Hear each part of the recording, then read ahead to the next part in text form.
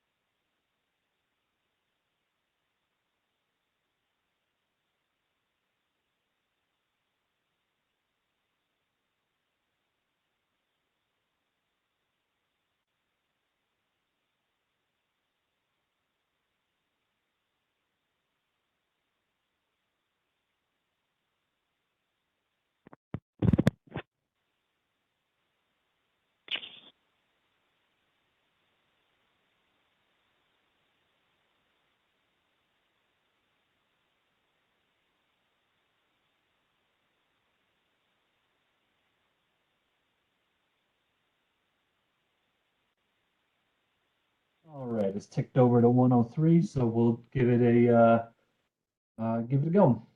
Good morning or afternoon, everyone. My name is Robert Cully. I'm responsible for, among other things, managing the DLM or dynamic load management, also known as demand response programs here at the Department of Public Service. Thanks everyone for giving us part of your afternoon to talk through the recent utility filings, annual filings that were filed back in mid-November for our annual review process for the electric demand response programs. Kate, if you could advance to the next slide, please. So we'll just walk through the basics of WebEx participation, just so everybody's clear. We generally mute all participants upon entry. We ask that you stay muted except for when you're actively speaking. Those participating solely through the telephone that can't see the screen can mute and unmute yourselves by pressing *6. We have a number of presentations today. For each of those presentations, we're going to be taking approximately 10 minutes at the end of each presentation for an open Q&A session. Any time that we have left over that doesn't get used for following one of those presentations, we'll make available at the end of today's session for any other Q&A questions if we want to retread some of that ground or if there's any extra questions. You can also submit questions through the chat feature, and in fact, that's kind of the gold standard for making sure that everyone sees the question and can respond to it. Make sure when you're submitting the questions that you submit them to everyone so everyone can see what the questions were and we don't wind up having repeat questions to deal with. If you're asking a question about a specific utility, please do put the utility in the utility name in the question so we can make sure that the questions get to the right folks. If it comes to pass that we run out of time this afternoon and there are unaddressed questions left in the chat, we'll make sure to capture those and we'll send them on to the utilities so that they can file a written response at the end of our time here. We want to make sure that everybody gets their questions answered and that we don't leave any stones unturned. In addition, all of the presentations that we walk through today will be made available publicly on our Department of Public Service Document and Matter Management System website in case 14E 0423, so you can refer back to these presentations later if you so choose. Kate? Perfect. So we're going to run through the agenda for this afternoon's meeting. We have some introductory comments on comment deadlines and the anticipated schedule for this year's round of DLM program changes. Then we're going to be turning the ball over to Central Hudson, followed by National Grid, NYSEG and RG&E, O&R, and finish the utility portion of today's session with Con Edison. And then after Con Edison, the City of New York has requested presentation, and so they'll have an opportunity to give a presentation as well, and then we'll just walk through some very quick wrap-up statements. Next slide, please, Kate. So we have two comment deadlines for this year's round of DR and DLM program changes. The public comment period for National Grid's proposed changes ends on January 30th, 2023. However, the public comment period for the other New York State utilities ends on March 6th.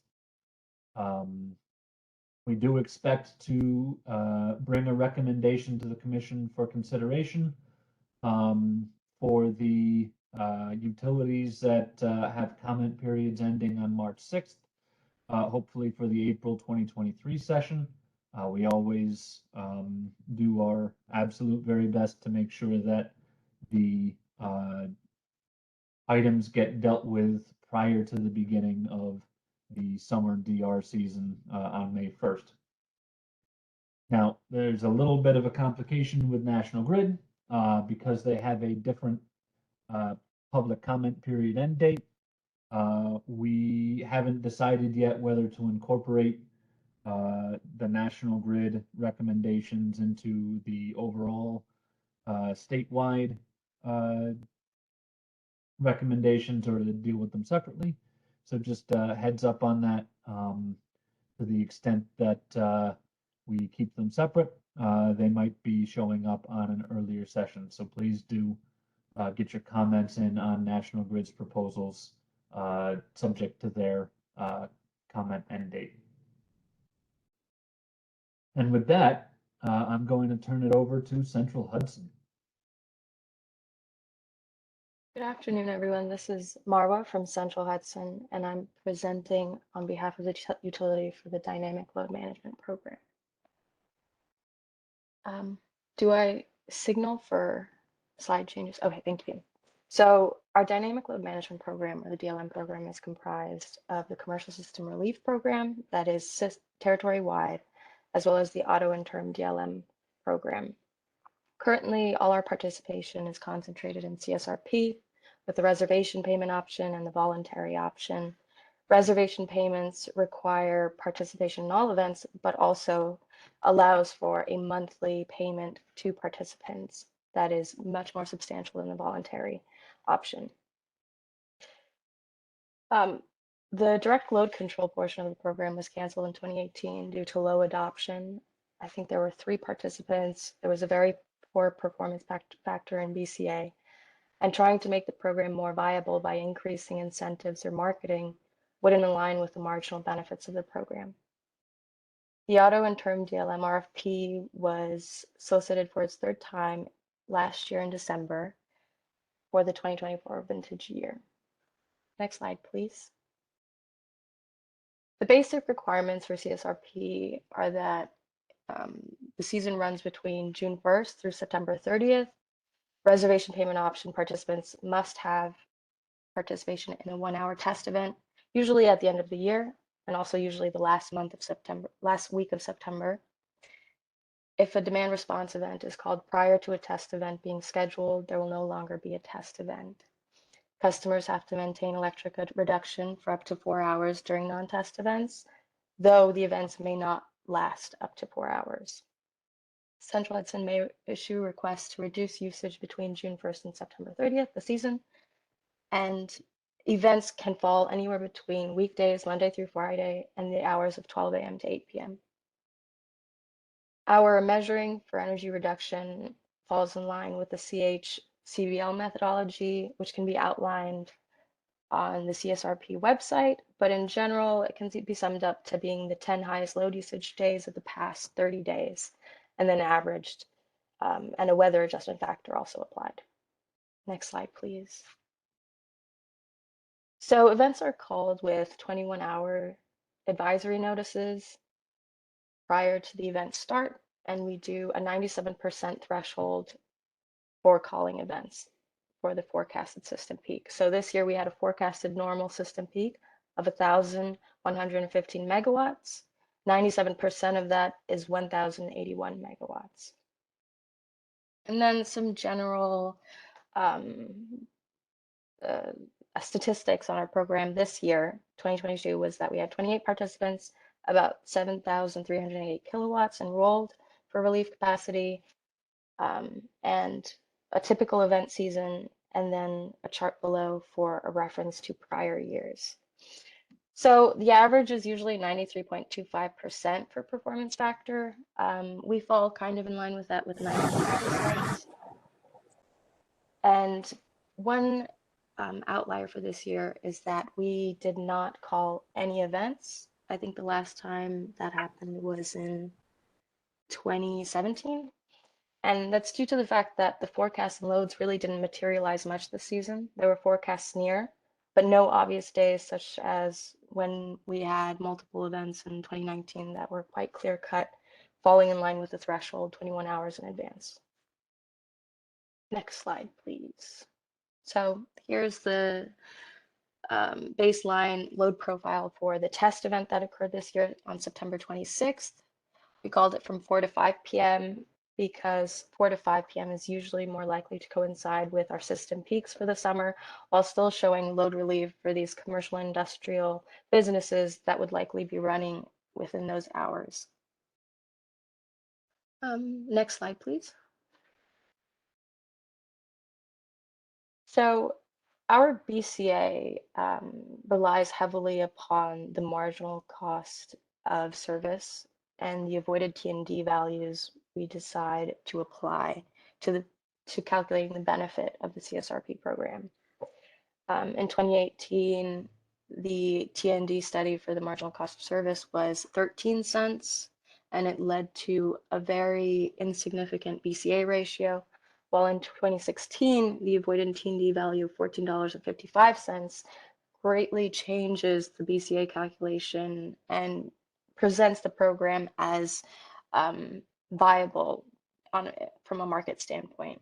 And the reason why there's a difference between the 2018 and the 2016 MCOST studies is the fact that in 2018, the values of our non-wire alternatives were removed from the equation, and that is where all the value lies within our demand response programs. Next slide, please. So a little bit of a memorialization of all our tariff modifications to date. In 2022, most recently, we had a performance factor minimum, where any performance factor calculated to be less than or equal to 25% will be set to 0. This eliminates reservation payments for participants whose performance does not exceed 25% of the pledged KW amount. It kind of limits us from rewarding little to no performance at all.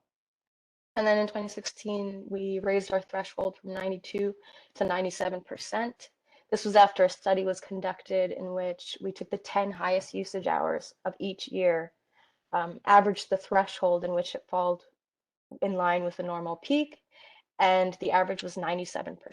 So if we were to call 10 events each year, it's very likely that they would be 97% of the threshold.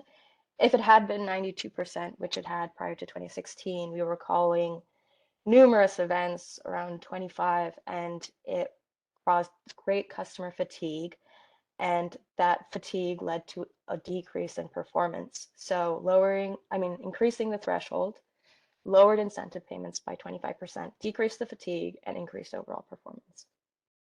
In 2016, we also eliminated May from the program season. We weren't calling any events in May. On average, the highest load occurring during the month of May was only 79 of the associated annual peak, and the highest it ever got, I think, was 88%. in 2012. So this eliminates approximately 17% of program costs due to not having to pay a reservation payment in May with no associated loss in program benefits. Next slide, please. So in conclusion, we did not enact any of the COVID-19 program modifications this year. There were no use of non-communicating meters. There was no new enrollment for June 1st for July start either. The CSRP program continues to use the 2016 marginal cost of service number for avoided transmission distribution costs, and we had a 91% portfolio performance factor, which falls in line with historical performance factors. And we do not propose any tariff modifications for the year 2023. I think that's a typo. And that's it for me. I can hand it off to, I believe it was nicely Thanks, Arjun. Marlo. Why don't we use the 10 minutes for questions? Open it up for questions. You can, I believe there's a raised hand feature. Yep, if you look on the as a WebEx participant on your name in the participants list, there's a raised hand feature. Or of course, you can chat in the box.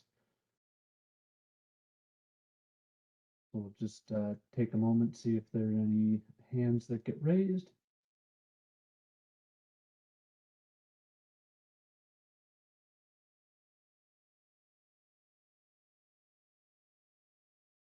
And I'm not seeing any chats coming through. So I'll just give one last call out. If you want to ask a question, please feel free to come off mute, ask a question, and if not, we'll move on to the next utility. Hey, Rob, it's Matt Senator, eCubed. Great, hi, Matt. Is there any way that folks on the phone calls can unmute and ask questions? Sure, I'll always make sure to give an opportunity for verbal questions before we move on. So you can be on the phone and you can come through. Thanks. One question that I had for the presenter or for the staff maybe, those performance increases, you went from I think 92 to 97 is of your forecast, and you got pretty good results. Is that kind of maybe a standard, or how does that go across the different utilities?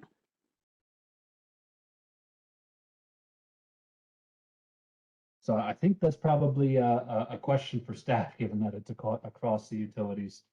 So I'll say one thing that we've noticed is, generally speaking, that the more geographically condensed a utility is, the higher we typically need to see the CSRP event threshold set to make sure that there aren't too terribly many events that get called in a given year.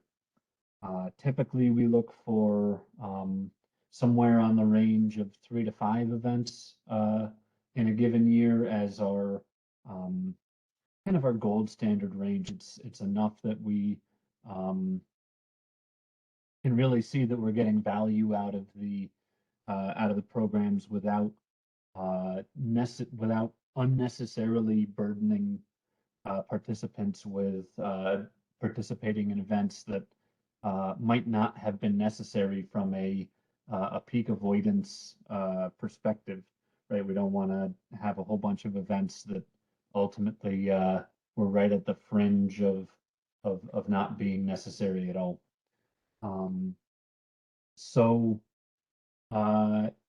Central Hudson, as you can see, has a 97% threshold that we raised from 92 back in, what was it, 2016, 17, maybe 18.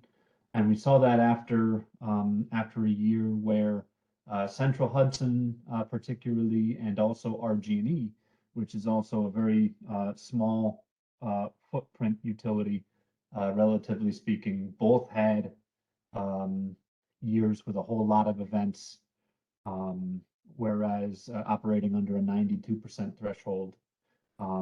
And we wound up raising the threshold for both of those utilities to get back to a reasonable number of events per year thereafter. And that's actually been working out pretty well, I think, since then. Well, thanks for the comments. Yeah. Thank you. So I see that Rob, Go ahead, Kate. I was going to say, I see that there, Jeff has a question in the chat asking how many meters are eligible to participate. I think in general, we don't have any maximum capacity within the program, nor are aggregators obliged to only have 10 or a certain number of participants under their jurisdiction for participation. So really, as many meters as are eligible can participate. I think that's what the question is asking.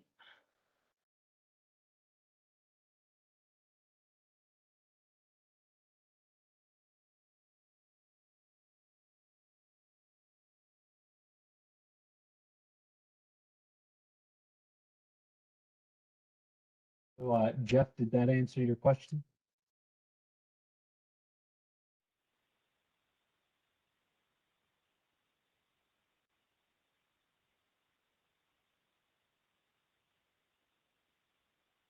All right, well, not seeing any more comments or anything like that. I think we can assume that Jeff's question was answered, and Jeff, feel free to hop on in if it wasn't. So I don't see any other chats or hands up. So I'll give it one more quick ask before we move on to the next utility. Feel free to. Oh, so Jeff did in fact. Is there an estimate of number of interval meters that exist within Central Hudson that can be eligible? So I guess how many commercial customers are there, Marwa, if you happen to have that number? That's a good question, and I don't have that number. I do know it's small, but I can come back with a percentage of commercial industrial rated customers are eligible for the program. For Jeff.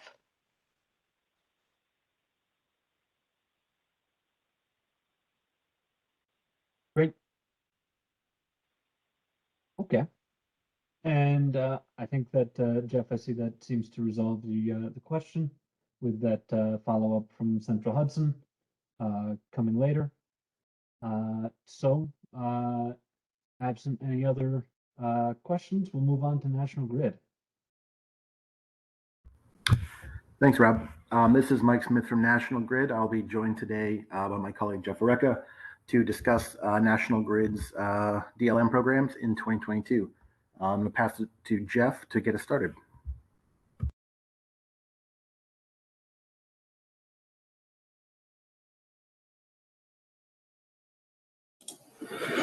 Hey, good afternoon, everybody. So I'm Jeff Oreca from National Grid. I'll be going through some of the program highlights for our 2022 DLM efforts. If you go to the next slide, please. So if leading off, we'll address the CSRP Commercial System Relief Program. In 2022, we had 227 customers, a lot of them returning customers, mostly participating through curtailment service providers. We saw 206.44 megawatts of curtailment capacity this year, which was actually down from last year, primarily because this was the first year we saw a term DLM portfolio entering our program. So a lot of customers went from CSRP participation into term DLM. So that accounted for a lot of the decrease in enrollment numbers. Overall, the capacity obviously went down in kind, but we still did see about 900 kilowatts per customer committed for 2022, which is actually an improvement over 2021. We only had about 790 per customer for 2021. So we had one emergency event this year. You can see it's flagged on July 21st. So that meaning that we called an event less than 21 hours ahead of event start time. Overall, we had generally pretty decent performance. We were down a bit. The overall percentage of the commitment being delivered, we were around 84% last year, and down around 76% this year if you exclude the emergency event. That's due to a few different factors. We had some new customers getting acclimated to the program, and really one of the big impacts there was a very large customer being offline after enrollment. So the commitment was a bit higher than even what was able to perform. And given the size of that customer, at 76% average is actually pretty good. We obviously would like to see more, but we're looking forward to the 2023 enrollments starting up soon. If you go to the next slide, please. I believe yes, so this will be term and auto DLM. Mike will take over here. Sure. So as Jeff mentioned, well, I guess to go backwards a little bit, in September of 2020, we received the order establishing the term and auto DLM programs. So National Grid issued our first RFP for these resources in the fall of 2020. And that first portfolio for the 2022 vintage year became live this year with 55 megawatts under contract. And I want to highlight that because Jeff mentioned capacity for CSRP was down this year, largely because we saw some customers move over. Our total C&I portfolio capacity was actually up almost 40 megawatts from last year. So we saw a very nice growth across all C&I programs, just shifting where those megawatts lie now that the term DLM first portfolio was live. Our second RFP for term and auto DLM resources was issued in October 2021. We accepted 3 bids, and they are under contract to begin participation in vintage year 2023. Between the two sets of accepted contracts, we have over 80 megawatts that will be participating in term DLM next year. Unfortunately, in both the first and second RFPs, we did not receive any bids for the auto DLM program, which we will talk about a little bit later. We're hopeful that changes. We are currently open with our third RFP for term and auto DLM resources, which was issued in October of 2020. And the bids for these RFPs are due in January 23rd of this year. So we'll shortly see the results of that RFP. Next slide, please. And so just a highlight of this year's term DLM performance, 41 customers totaling 55 megawatts of capacity. As you can see across all the July 21st event, again, being an unplanned emergency event, performance wasn't required from the portfolio, but looking at the other events, we saw a very strong performance in our first year of term DLM program operations. Every event's performance was above the threshold where the penalty provision of the adjusted performance factor came into play. So we're not required to have an adjusted performance factor that penalized the portfolio, which we viewed to be a success in the first year of program operation. And we're hoping that we see this trend continue moving forward. Next slide. Jeff, you want to take this one? Yeah, so this is our residential demand response program, or DLC, or Connected Solutions, as we would call it. No changes for the 2022 capability period. The program's operating kind of as it has in the past. Did see about a 35% growth in customer enrollment. It was a little slower than the growth last season, but finally crossing over 20,000 enrolled thermostats for the end of year 2022 was something we were really glad to see. We had 8 total events this season. they're the same event days that we called CSRP events. The per device the per device participation was in line with previous years. We've again saw a few instances where we had consecutive events. We had 4 consecutive events in July, 2 consecutive in August. In 2021, we had 5 straight. But despite that, we didn't really see any downward pressure on performance and participation numbers. The customers didn't seem to be getting fatigued by the frequency of the events. We had less than a 1/10 of a percentage change in average participation, actually, from last year. So we're seeing some real stability there. And even with the growth of the program enrollments, we had, I think it was the participation per device kilowatts. It was basically flat. So the added customers are performing reliably. We're not seeing people just enrolling and then collecting their incentive and leaving, which is a great sign. And that there's customer longevity too. So the customers that enroll, they are sticking around and they are performing fairly well from one season to the next. Next slide, please.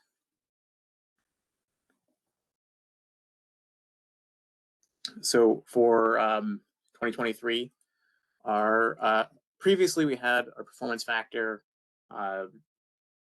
defined where that any performance factor that was less than 25% would equal 0. So it response to the March 22 order, we'll continue to do that. Less than or equal to 25% for performance factor would result in effectively 0 performance factor being set. That brings us in alignment with other programs statewide. We don't have any other changes proposed in the November 2022 filing. So, and I believe in the next slide, Mike is going to tell you a little bit more about auto DLM. Thanks, Jeff. Yeah, and as I mentioned earlier, one of the things we've observed in operating the programs over the past few years was really strong results of our term DLM RFPs, but not strong results from our auto DLM RFPs. And since inception, National Grid has really worked to modify the programs or the RFP procurements as much as possible to make auto DLM program and bidding on the program something that stakeholders are interested in. So after our first year of procurements for vintage year 23, we took a bunch of actions based on stakeholder feedback. We extended our procurement timelines. We coordinated release dates and deadlines with other utilities in JU. We added value tiers to auto DLM to help bidders understand the value that additional capacity in these locations would drive, and hopefully drive some interest in those areas and in bidding in those areas. For vintage year 24, seeing still subpar results from our changes in 23.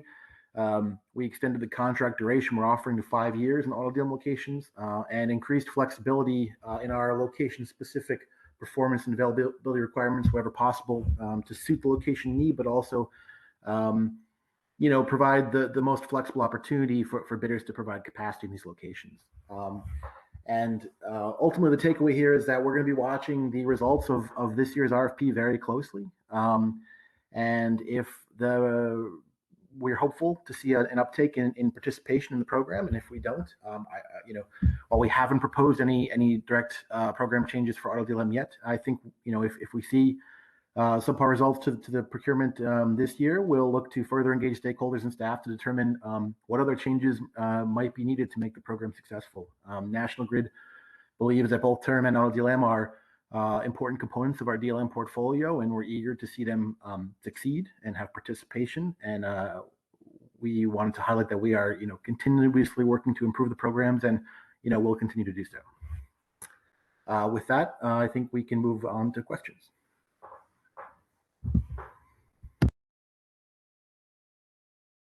Hey, thanks. This is Jeff. Mike Meager. I have a question. Mike, go. To what extent has National Grid tried to market those programs directly to like some of their larger customers, or have you reached out to larger customers and asked for feedback why they haven't been interested in submitting bids? Mike, yeah, that's a great question. So yeah, we've taken both actions of sort of promoting the programs directly to our customers. In the case of Auto DLM, to only the specific customers in the locations where we're offering that program, and also and so we have marketed those customers. We haven't received a lot of direct feedback. I think the DLM programs in general, and specifically these sort of new and procurement time-bounded programs are, I don't want to say confusing, but it's a lot for a customer to take in, and I think they really, rely on the expertise of our portfolio of aggregators to help them sort of navigate what program is best for them. And we've seen a lot of the success in the programs be driven by sort of existing customers moving from one aggregator portfolio to another as the aggregator kind of decides that they're a good fit for this other program. And so I think we've really leaned on aggregators and the feedback of aggregators of why maybe these programs aren't getting, specifically Auto DLM isn't getting the uptake we're hoping for. And and so the first 2 years of changes really came all from feedback we got from stakeholders, and I think we have further feedback from stakeholders that maybe is not what we've changed so far are things that sort of within the ordered design of the program we could change, and I think some other feedback we've gotten from stakeholders might require us to petition for program changes, and so pending on the outcome of the next RFP, we might look to open discussion with staff and stakeholders on how best to do that. But yeah, it's been the top of our mind, and we're continuously trying to get feedback and see how we can make this a program that people want to participate in. Thank you. Yeah, I think to some extent you also want to get the aggregators' feedback on why they're not able to get customers interested in these programs as well. Yeah, and when I say stakeholder feedback, Mike, I'm talking about aggregators. I just the word I was using, but yeah, direct feedback from aggregators, ones who have participated in term DLM but perhaps haven't in Auto DLM, and as well as others that are active in our programs. We've certainly have been actively collecting aggregator feedback. So you're spot on. Yeah, and I don't mean to single you guys out either, because it seems like there's not great participation for several utilities in these programs. Yeah, I agree, and I think you'll probably maybe be hearing similar things from others. And I think after our next these round of solicitations close, I think we as a group of the JE will also get together and kind of discuss this. So yeah, you're right on. Thank you. This is Rob Cully. I'll just add, yeah, like Mike mentioned, well, both Mikes really. We've definitely seen less participation and less interest overall in the auto DLM option as compared to the term DLM option. So it's certainly something that we're DPS staff is keeping our eyes on as well. Mike Smith and Jeff from National Grid. One question I had for you guys. You mentioned that the CSRP enrollment was down, but that the term DLM enrollment was up, and a potential migration of customers from one participation option into another. Is the portfolio overall still growing? Like the sum of term DLM and CSRP?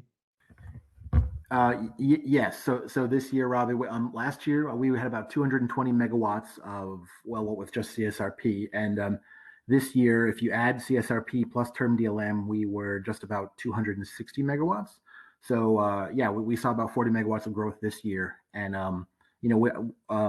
enrollments for vintage year 23 won't come in until April 1st. But yeah, we're hopeful we see the same trend where even if CSRP stays similar and goes down, that we're looking, the total C&I portfolio grows is really what we're looking for. Great, thanks. So we'll put out the call for further questions here. Feel free to. Aaron Breidenbaugh, I see your hand raised. Go ahead. Yep. Hi, Aaron Breidenbaugh with C-Power. And to the question, and I guess we'll learn more as we go along about the I'll say lower interest in the auto DLM program. I guess the one question I would have is sort of what fraction of the service territory is actually open to participation by auto DLM resources? And since it's grid that's on deck right now, I guess I'll ask you guys, but I wonder if that's sort of not maybe what's driving it. Hi, Aaron. Yeah, so our focus has been in choosing locations that sort of have the highest value for local reliability, peak support, and we this year had seven substations that were, I should say, 7 locations. Some of them were multi-station that were available. As far as total percentage of the customer base, it's small. It's a few percent, I would say. Conversely, we've also selected locations where there's sort of the high, not only the highest need but the highest value. Many areas would have really minimal, if any, added sort of value from CSRP, and I think asking people to respond, maybe in 10 minutes in some cases, 16 hours a day, 7 days a week, for the same that they're getting from CSRP. I'm not sure that that's the best way for us to grow the program as well. So we really try to focus on high value locations. But point taken, the more customers it's available to, the more potential we get. I think we just want to make sure that we're offering it to customers in locations where we're also offering a reasonable compensation for sort of what we're asking for. So, but point taken. Yep, understood. It just may be that there's just not a lot of overlap between where the potential participating customers are and where you need the service, or where need is reflected also in the benefit cost analysis. That there's lots of places you could have it, but if it would have no positive cost or benefit cost, there'd be not a lot of point in pursuing it there. So I think it may just be part and parcel to the way the program is designed. Yeah, that's it. Thanks.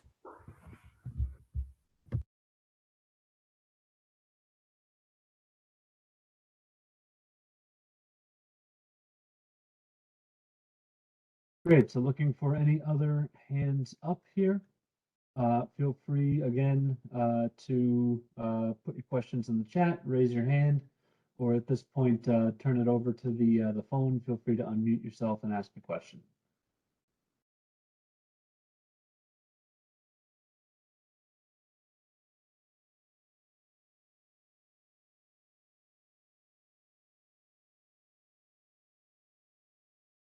Okay, seeing no hands, no chats, and no phones, we'll move on to NYSEG and RG&E.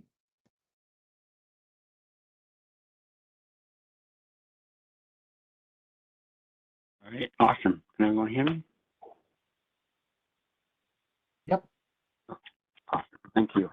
Yeah, this is Andrew Leisure from Avangrid, oversees NYSEG and RG&E CI programs. We can move on to the next slide here.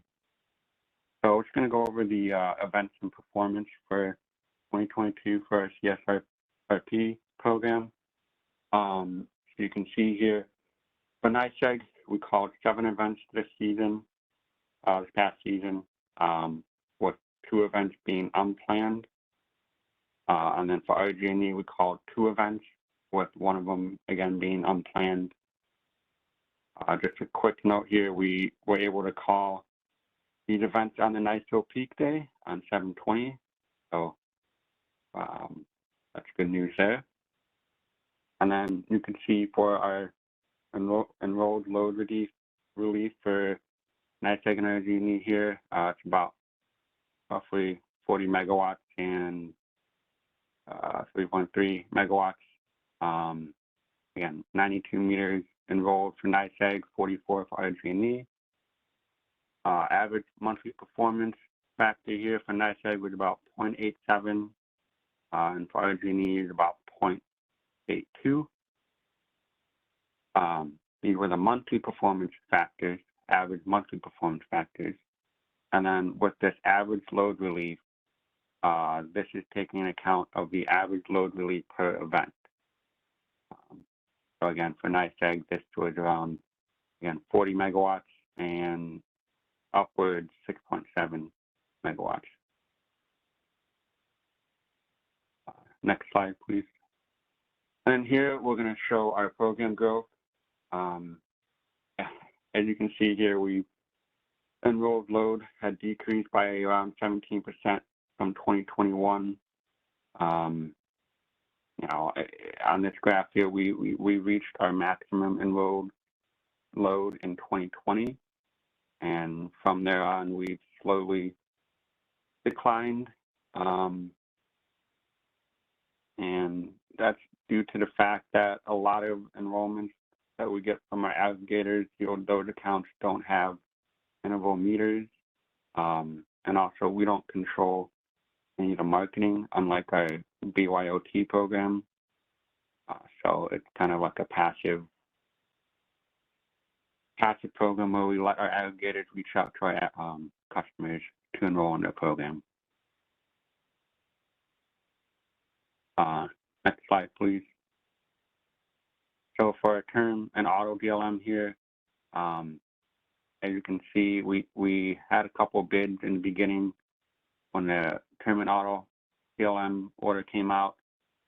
Unfortunately, for 2023 term and auto, we received no bids. And that's due to the fact that those proposed incentive rates were below our established bid price ceiling. And just enough why, even though we received those bids, we didn't accept any of those for any of the seasons. And so we did issue our RFP for summer 2024, again, on November 30th of last year, and we're looking to have hopefully some responses that will be due on March 6th of this year. Next slide, please. And then for our BYOT, also known as our Smart Savings Award Program, we're just going to go over the event and performance alongside with the program growth. So NISEG called about 11 events, 1 in June, 4 in July, 6 in August.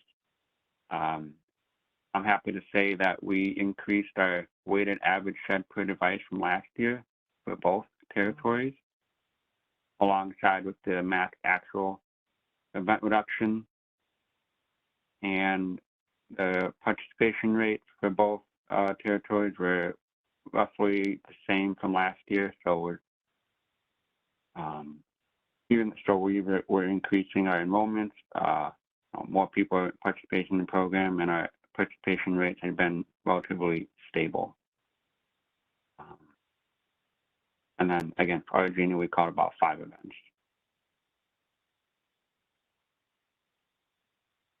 Next slide, please. So for our program growth, we have since inception for NISEG around 13,800 thermostats, and for RG&E around 11,300 thermostats. As you can see here, a steady growth over the years. For last year, we saw about on average 318 enrollments per month through the end of November. And then for our Genie, we saw about 225 average enrollments through the end of November. And just to note out that in the annual report, we had data, that data was outdated, not outdated, but we only had data until the end of September. So you can see here towards the end of the last couple months, we saw a jump in enrollments due to the fact that our marketing team with our marketplace and our microsite, we had a lot of Black Friday, Cyber Monday sales.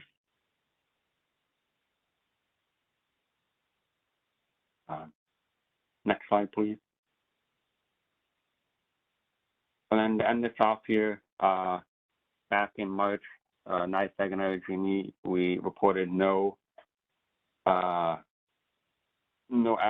or direct participants took advantage of the COVID-19 modifications, and so we proposed on going forward that we were going to not use these modifications.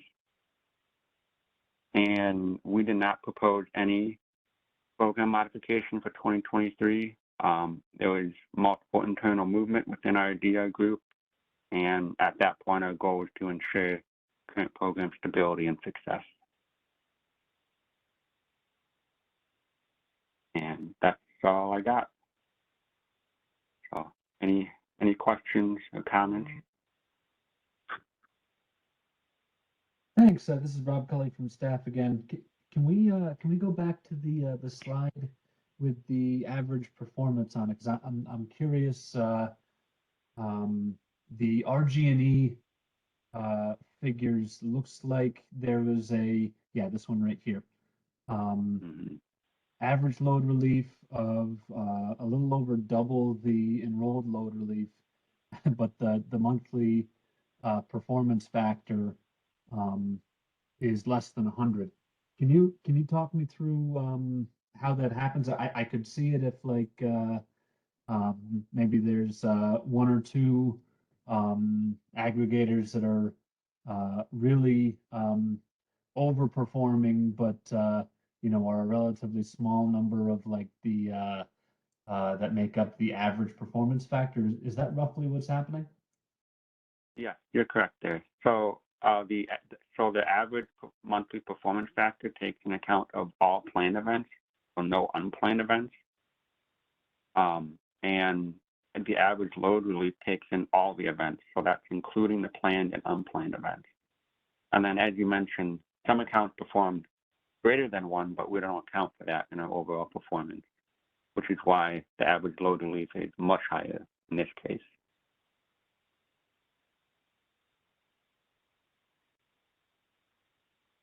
All right, thanks. I guess if you have any observations about why the enrollments in CSRP in particular seem to be decreasing, any kind of further insight into that, I'd really greatly like to hear. Any thoughts on that? Yeah. It is an interesting development there. You know, I think, you know, as I mentioned, it's just a passive program, unlike our residential program where we actively market those programs with the marketplace, with marketing campaigns.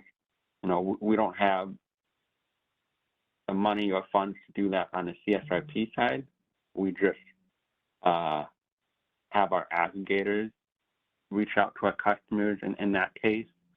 So it's kind of like a hands-off situation here. Not to say in the future, we're definitely thinking about working with our aggregators and providing some sort of assistance in finding customers to join into the program. I hope that answers that question. Yeah, and I guess one follow-up too. You mentioned that the need for interval metering. Is is there a large population of customers presently in the NYSEG and RG&E service territories that maybe are demand billed but don't have the necessary interval metering at the moment, that essentially getting that metering is a barrier to them, either in terms of operationally getting it before the summer season or on a cost basis? Another good question. I would say I could look into that question a little more. My initial thoughts, I would say probably, the cost of the interval meter, that might be a barrier. And also depending on when our aggregators go out and complete those enrollments, that timeline might not be sufficient enough to enroll in our reservation payment program, which is a more you'll receive more payments compared to a voluntary option.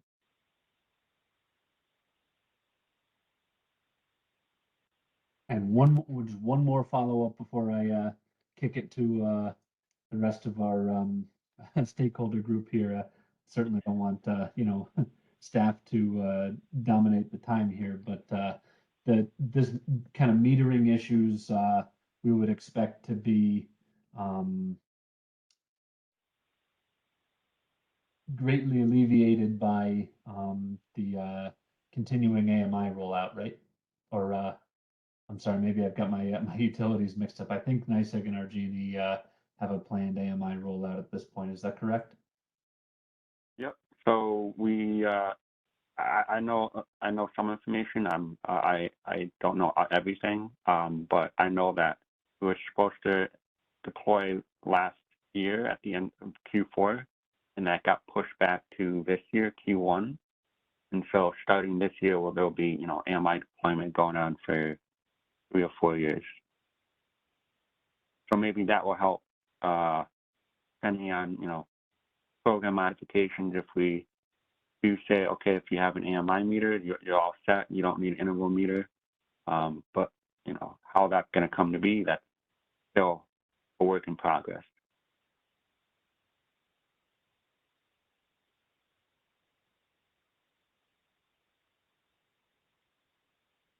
Great, thanks. There's a question from Jeff Hendler on the chat. Is are AMI meters being made available? And yes, that's your question. Yes, they are. It's going to be a phased rollout depending on which division the AMI deployment team is starting. I know that for a fact there are AMI meters in the Ithaca division, specifically more the energy smart community. There's about 14,000 AMI meters out there, and then obviously that will grow as our AMI deployment installs more meters.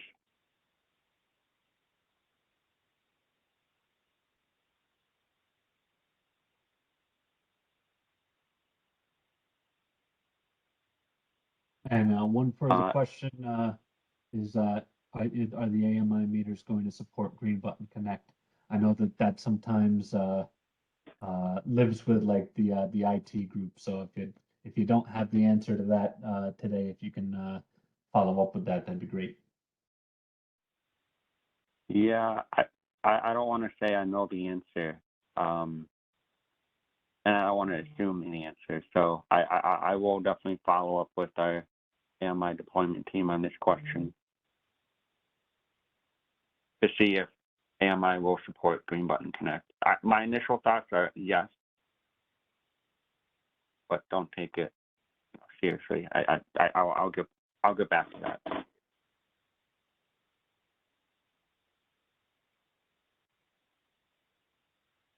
Okay, other questions in the chat? Other raised hands? Anyone on the phone like to come off mute? Now's the opportunity.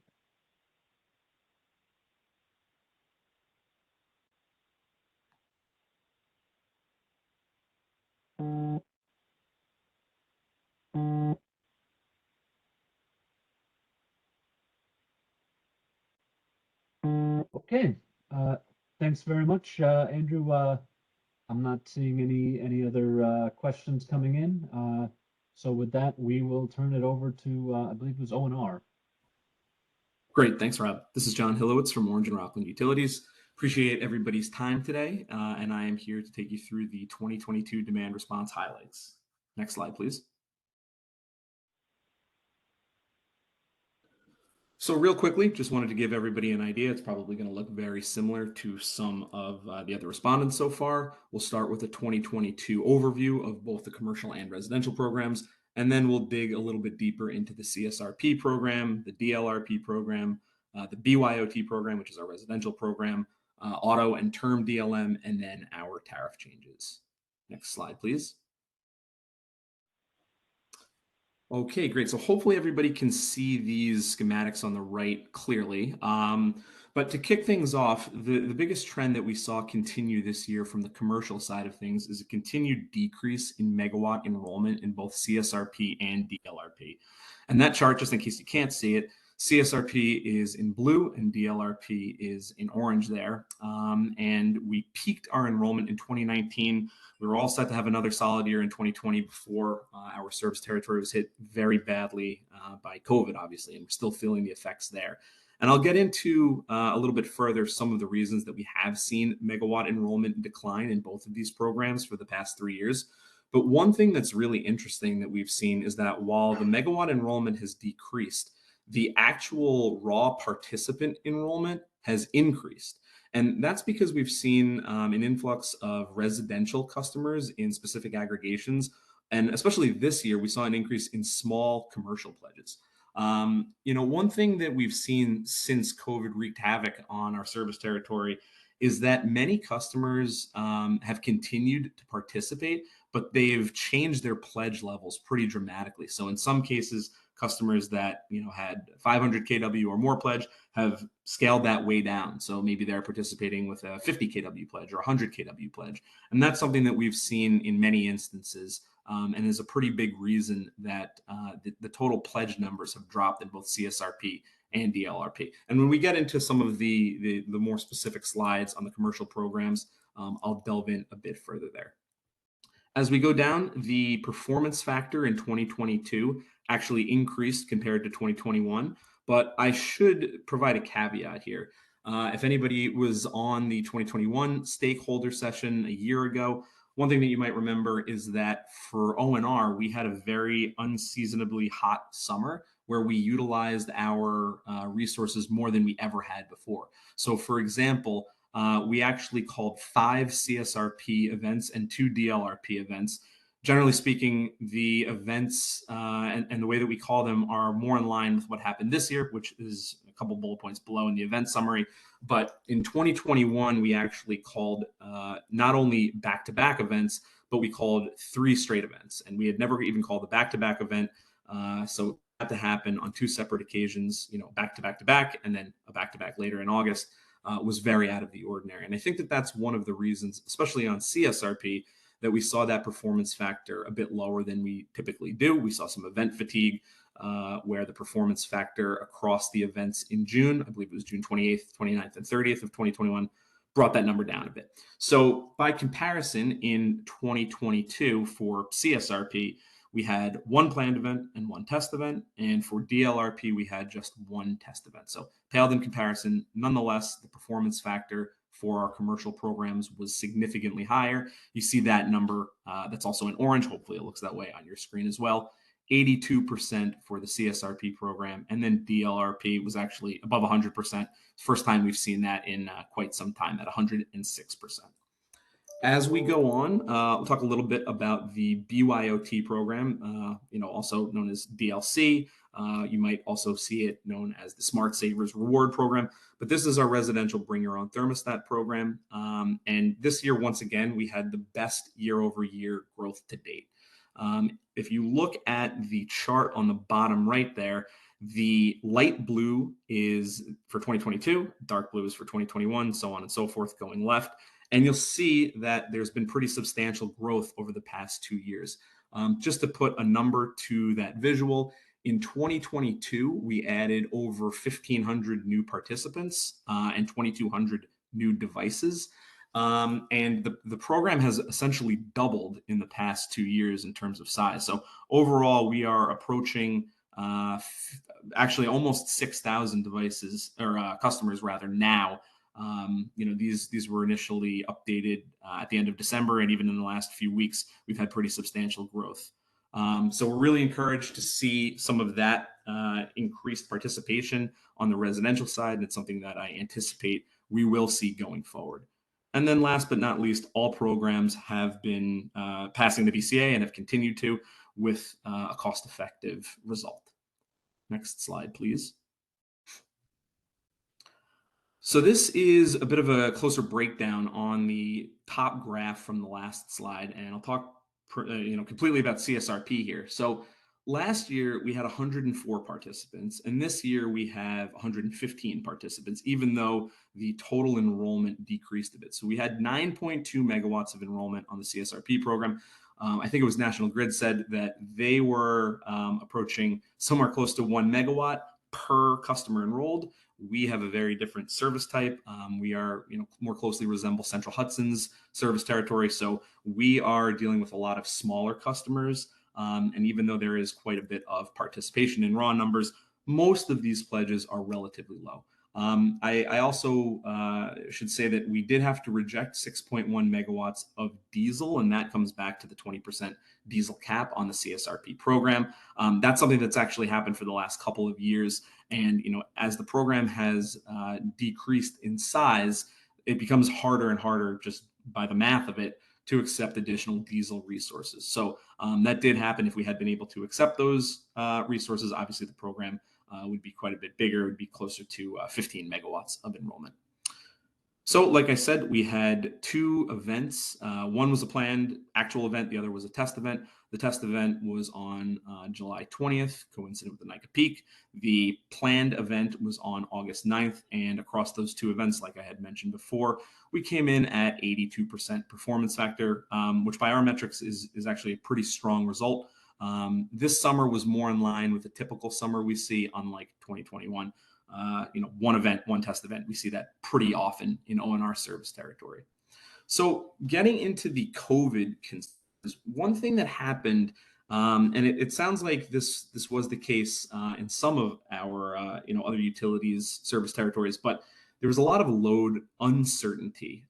Many of our commercial and industrial customers were hit extremely hard, and leading into the 2022 capability period, still we're feeling the effects of COVID. And that could have come either from a disruption to manufacturing, where commercial customers were more focused on getting their manufacturing processes back to where they were pre-COVID. Many of them had economic hardships. Some of them, unfortunately, did have to close down. We had a couple of pretty sizable enrollees end up moving to other locations. Obviously, that removed the pledge completely. And like I said, many of our participants also had a changed business model with hybrid work environments, which ultimately led to lower overall loads and therefore decreased the pledge limits. So I think that is the best way to describe why the raw enrollment increased and the megawattage decreased. Typically, you wouldn't see that, but that unfortunately was the case in ONR service territory. We have already ramped up our marketing efforts and our outreach for the 2023 capability period. We engage pretty regularly with our large commercial customers as well as our small commercial customers, and I anticipate that the efforts will be even greater this year. We try to pair our energy efficiency program offerings to really create a holistic customer experience so that customers can work on saving money through energy efficiency, and then simultaneously, if there's a good fit there, enroll in our demand response programs. Next slide, please. So for the DLRP program, I won't reinvent the wheel here. Much of the rationale for the decrease in enrollment for CSRP is the same for DLRP. Similarly, the program grew from a raw participant number. So CSRP increased from 104 to 115 between 2021 and 2022. This year, DLRP went from 98 participants to 116 participants. So pretty similar growth there, pretty similar trajectories. We had 15 megawatts of enrollment. There is not a diesel cap, of course, with the DLRP program. So that was one of the main, not the only, but one of the main differences between the portfolios there. We only had one test event compared to 2 actual events last year. And that test event was on August 4th. We had extremely good performance on that test event, and it was actually the best in any demand response program since 2017. One other thing I'll say about the enrollment trends between CSRP and DLRP is that while we never like to see the enrollment decrease, I think that most of the customers that are still participating in these programs have a better sense of a strategy of how to shed load. And that's been very helpful. Oop, and it looks like that might have cut out there real quick. Let's see if we can go back to that slide. Not sure if that cut out for everybody else as well. Maybe it was just me. Yeah, it looks like my staff member Kate just lost connection. Let me see if I can. Sure. And I'm happy to continue talking through it, but without visuals, it might not be too valuable. Okay, there we go. Great. But I think what I was saying is that while obviously we don't want to see a decrease in megawatt enrollment, it's a trend that we're hoping to reverse for 2023. We've done a lot of outreach and a lot of education with our aggregators. I hope that they would say that we're pretty quick in response and try to keep things as open door as humanly possible so that we can talk through any questions, any sort of, problems with enrollment.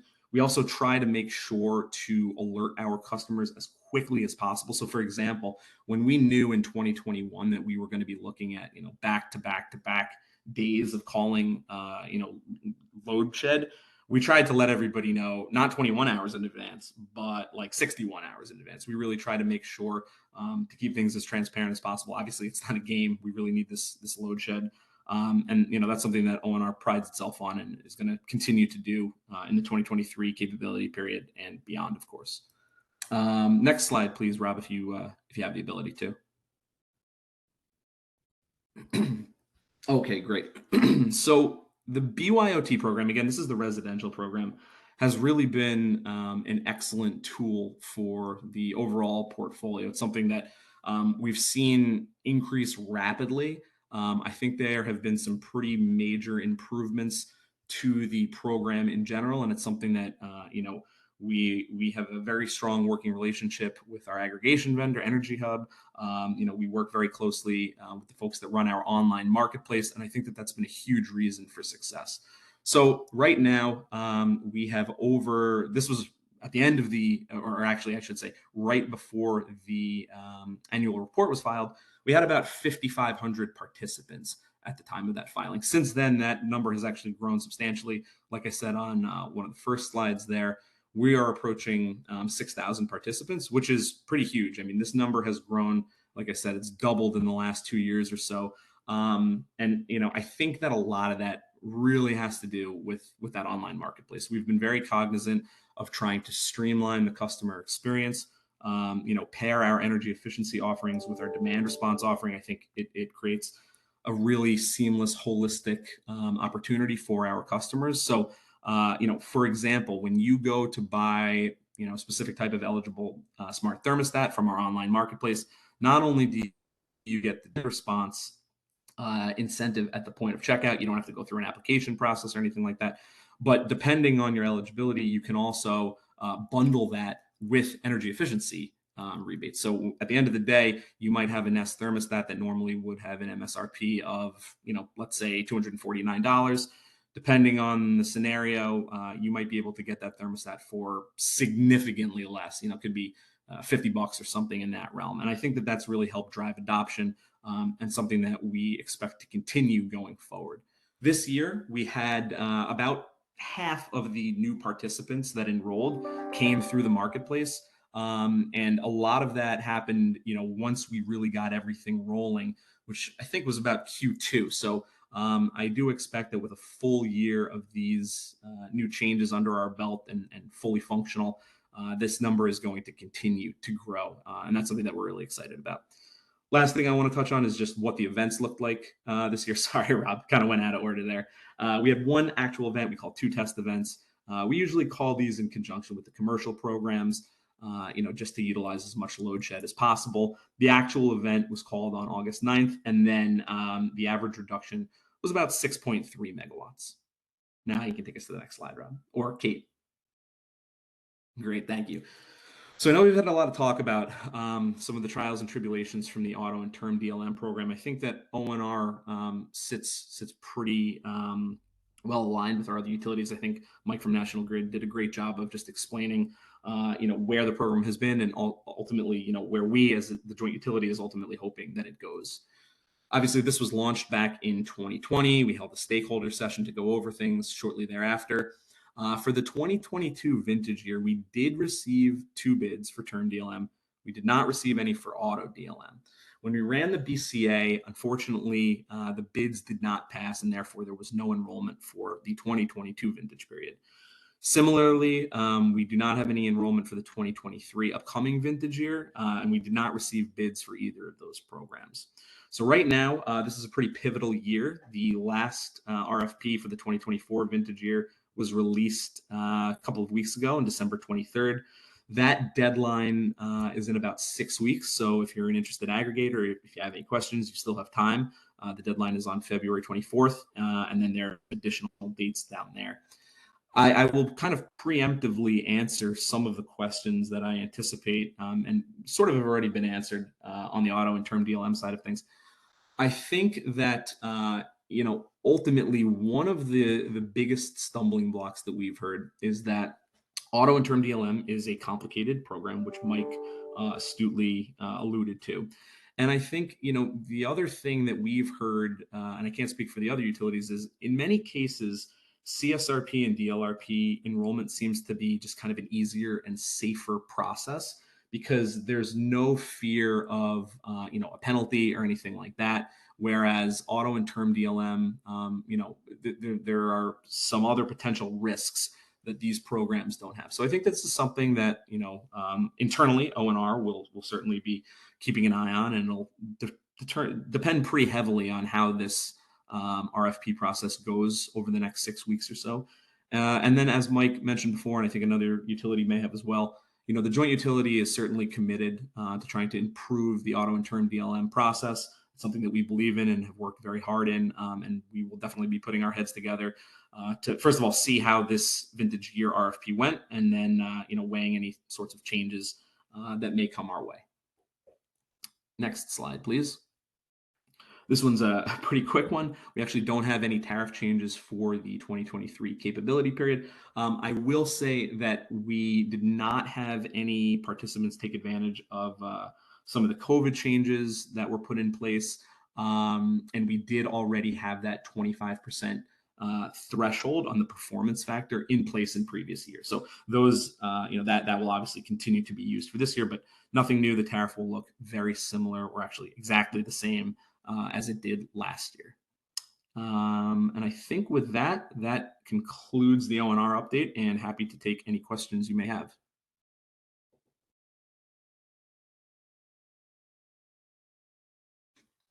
Great, thanks, John. I'll kick it over to stakeholders here. Again, please raise your hand, put your questions in the chat, or feel free to come off mute and ask a question verbally.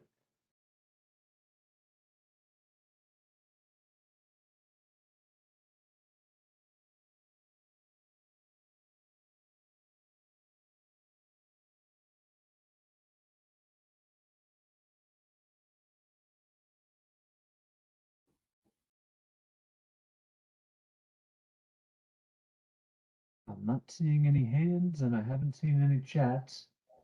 So we'll just give it one more call for questions for O&R.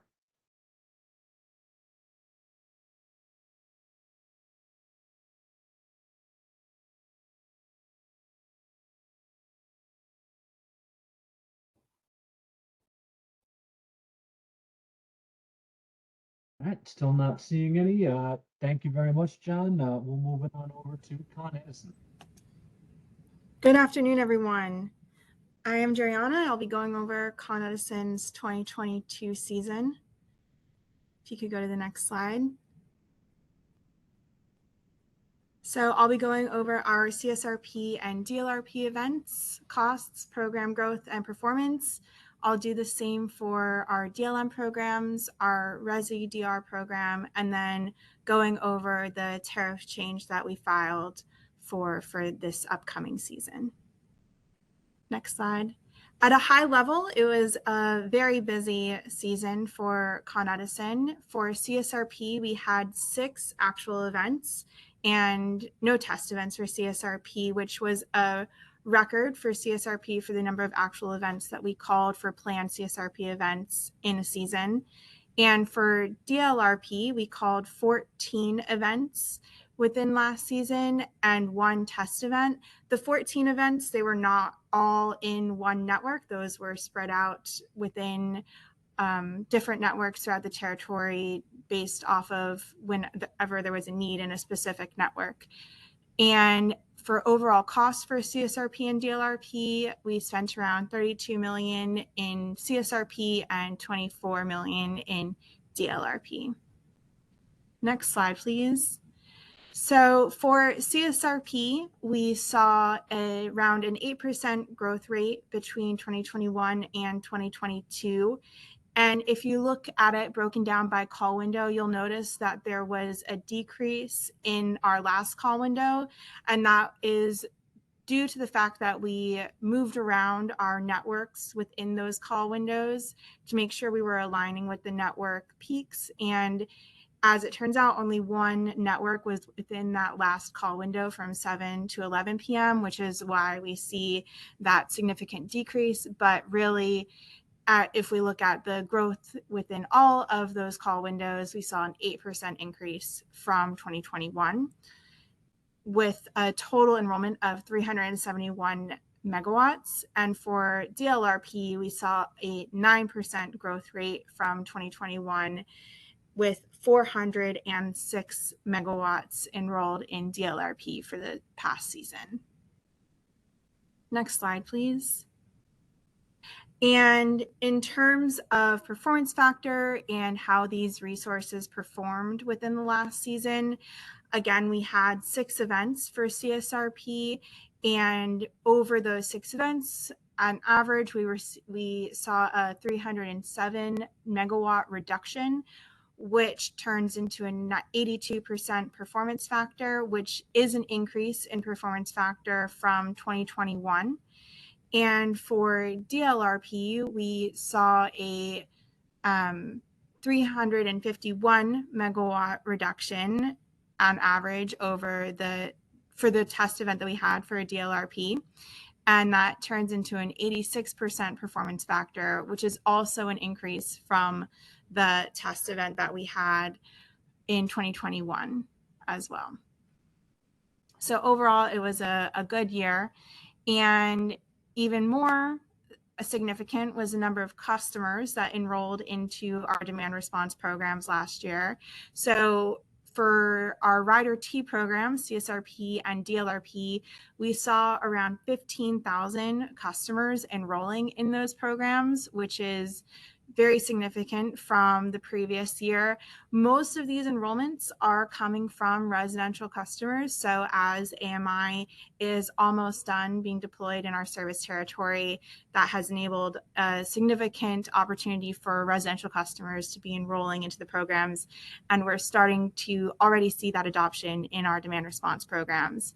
And we anticipate this growth even more going forward in future years as well. And for our DLM Rider AC programs, we saw an increase in the amount of customers that were participating in those programs as well from 2021. In terms of historical averages for CSRP and DLRP, we saw a significant increase for CSRP performance as well as an increase in DLRP performance. And although we don't publish the BCA results in our programs overall, we did see a above 1 BCA result for both our Rider T and Rider AC programs. Next slide, please. And so for DLM, this was the second year that we had our DLM program, as we've all mentioned. And for term DLM, we have 315 customers enrolled in our DLM program. And we called 8 events compared to the 6 CSRP events this year. So it was a busy year for DLM as well. In terms of what that means for overall megawatt enrollment, we saw 25 megawatts enrolled in term DLM and 3.9 megawatts enrolled in auto DLM. And this past year, we also did our vintage year 2023 RFP. And for this RFP, we saw some trends in the bids that we received. So for term DLM, we saw a significant number of bids that we received in the program itself. And that equated to around 54.9 megawatts of bids that we received in term DLM. But these bids came in at prohibitively high prices that did not clear our mechanism. And that what that turned into when we did the analysis for our clearing mechanism turned into 1.3 megawatts of accepted bids. And I just want to note that this megawatts of accepted bids is what was given to through the company as the accepted contracts, and not what was signed in terms of contracts in the program. For auto DLM, we did see growth in the program in general in auto DLM, but significantly less bids themselves for the number of aggregations that were bid in for auto DLM, but more megawatts in the bidding process. So 86 megawatts were bid in. When we went through the clearing mechanism, 57.2 megawatts were accepted. And again, this is what was accepted in terms of the contracts, not the contracts that were ultimately signed. Next slide, please. So auto and term DLM, again, we called 8 events last year, and 317 customers were enrolled in the DLM program as a whole. And the performance factors that we saw ranged from 0.7 to above 1. And we put above 1 just to illustrate the high performance of the DLM programs. But I just want to mention that actual settlements are capped at 1. So when you're looking at this, it's illustrative of the high performance within the program itself. Next slide, please. So for BYOT, we spent around 1.3 million for our BYOT residential thermostat program, and we had 38,000 enrollments in the program itself in terms of thermostats. If we looked at the max potential megawatts that we would receive in any event with all of those thermostats performing, that comes out to around 23 megawatts. But on average, what we saw last year was 16 megawatts for an average event in 2022, looking at the thermostats that we have in the program.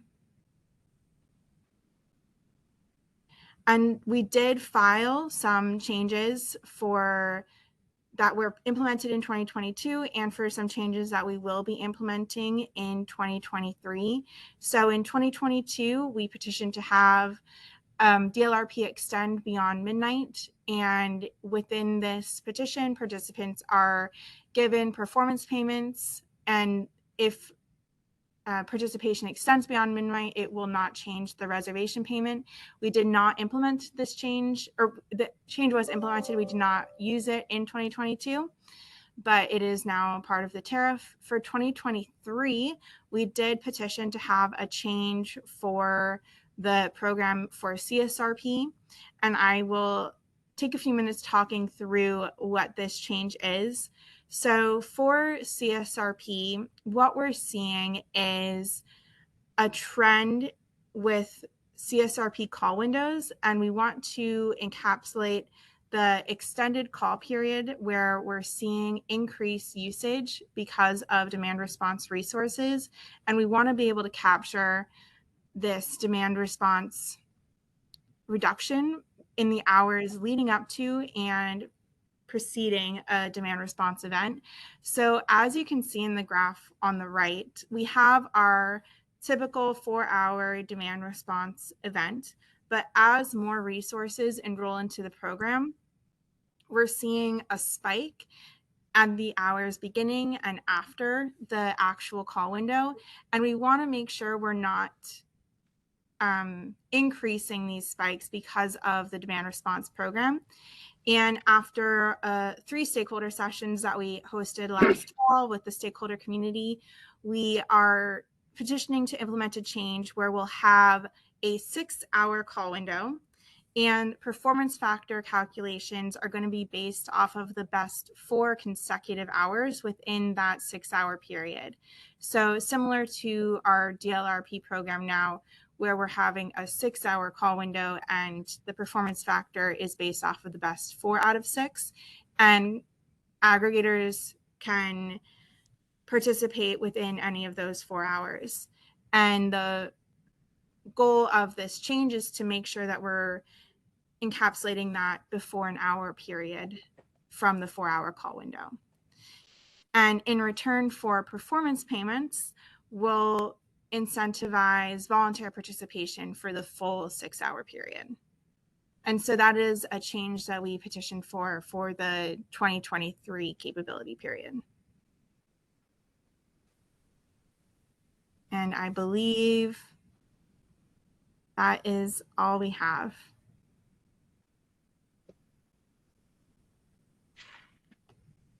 Happy to answer any questions. Thanks. We will open the floor for stakeholder questions. If you have questions, please, again, raise your hands, type them in the chat box, or if you're on the phone, now's a good time to jump in and ask a question verbally as well. Aaron, I see your hand up. Go ahead. Yep. So specific to Con Edison, hi Jeriana. Thanks for that.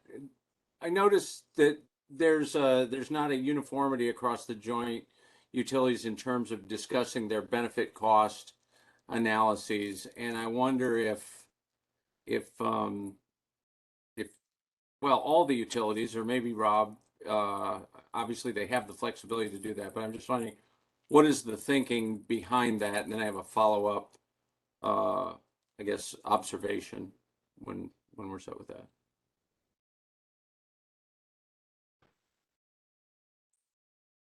Aaron, can you maybe clarify the question a little more? Sure. Why don't you provide the benefit cost analyses, or at least state that it was greater than 1, which I noticed some people did.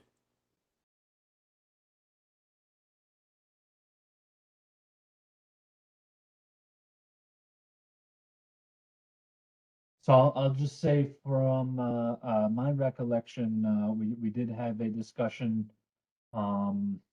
essentially to go along with the first year of reporting the auto intern DLM program results. You may recall back in whether I can't remember whether it was in 2020 or 2021 when we had this series of commission orders on to basically implement these programs. You know, we've spent a lot of time trying to keep price discovery for would-be participants in these auctions very low. You know, like any program where we're trying to get the maximum customer achievement or maximum customer performance out of the program at minimum, ratepayer dollars. We always want to make sure that when we have these auctions that essentially participants can't try to figure out in game where that line is essentially for making their bids. We want the bids to be as competitive as possible and preferably as low as possible, speaking from the perspective of the regulator and not necessarily other participant perspectives that might want to get more revenues out of the bids. So we had a long back and forth with our utilities about what's the right level of disclosure of the BCA results, because the utilities in particular expressed concern that if they submitted, very detailed BCA results, that would potentially give a savvy market actor some of that price discoverability. What the utilities go no go essentially line is as part of that auction. So that's why you might see in this year's annual reports the level of BCA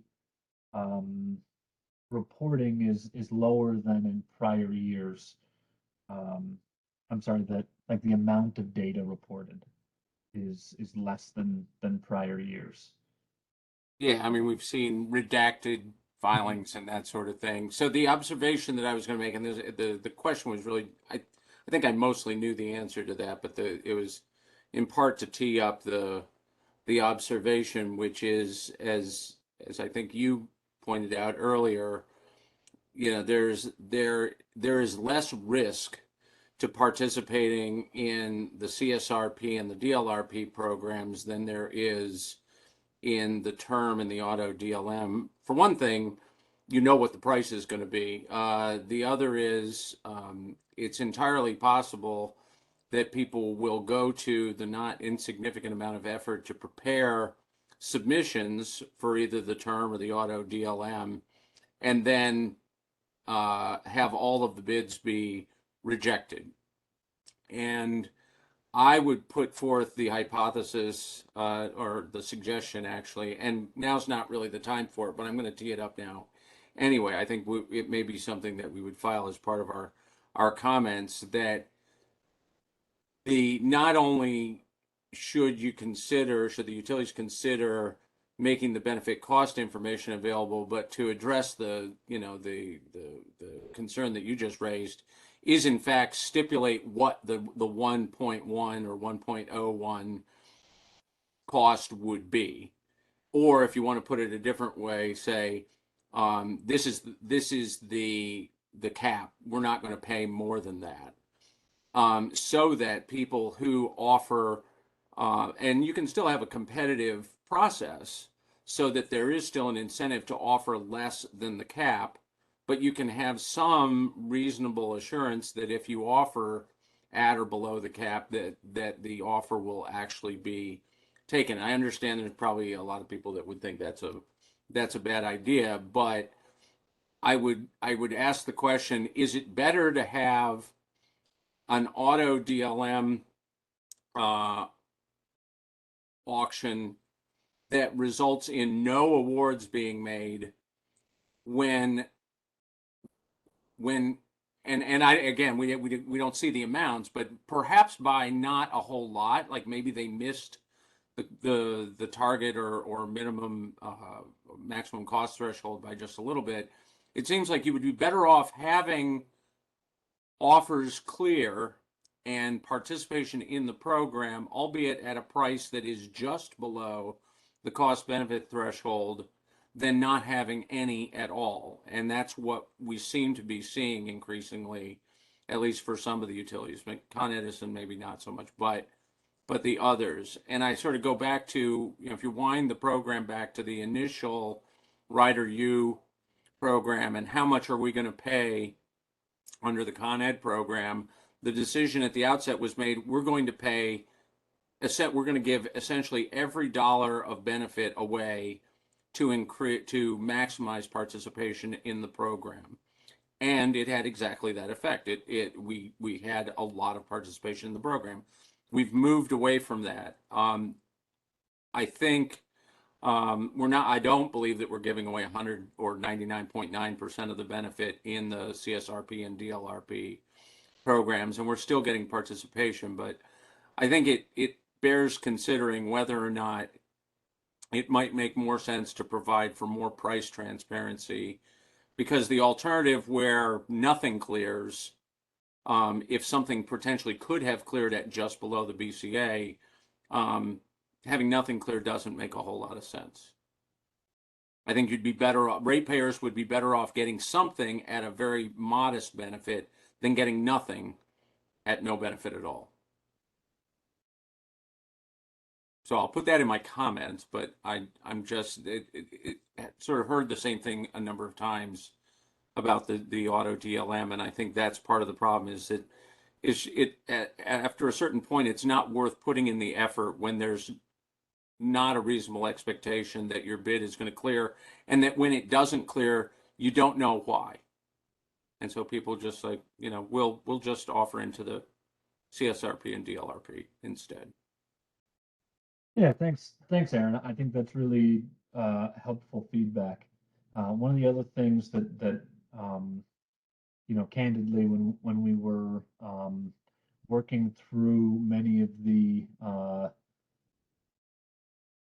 kind of terms and conditions of the term and auto DLM programs back a couple of years ago, also was, what type of auction should we be using?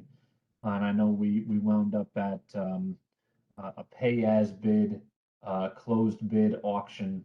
So I wonder if maybe there might be some better combination of auction types that can provide a little more transparency to the bid price without, eliminating some of the competitiveness of the auction. Because to your point, it costs everyone resources to run these programs and auctions and develop the RFPs, right? And if we go through all of that effort and wind up with no awards whatsoever, that's kind of the worst of both worlds. So it definitely bears significant thought to how do we improve some of those conditions, I think. Kevin Lang, I see your hand up. Rob, if I could just add, we did spend a fair bit of time looking over the BCA results and kicking the tires on them, so to speak. But I mean, unfortunately, we can't say why stuff didn't pass, given the confidentiality concern.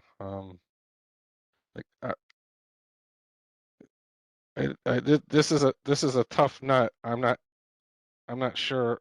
I'm not sure a change in the auction method would help things, but I hear what folks are saying, that it would be good to have more transparency, or to kind of know why their bids didn't pass for purposes of the next round. And that was Rick Schuler from staff, for anybody who doesn't know his voice. Say, could I follow up with Rick? Just one quick one. It's Matt, Senator. Sure. Rick, is there any plan to bring in or allow the bidders to see their bids with the utility and just on a private, it's their bid, see how they fared in their own BCA, or was that not considered?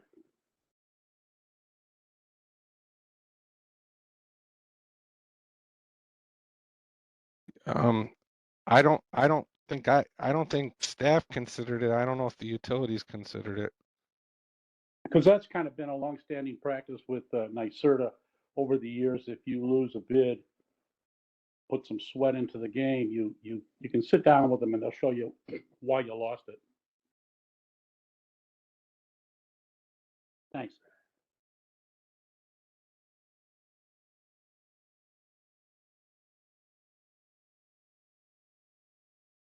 What's that, Rob? Do you want to respond to Matt? No, please go ahead. And I accidentally just lowered your hand for you, so. Oh, that's okay. Thank you. So I appreciate the concerns that you and Rick were just voicing, but I guess my question is there, while the details of the BCA analysis, there may be reasons for not providing those or disclosing them. Is there a reason why the actual resultant number can't be provided?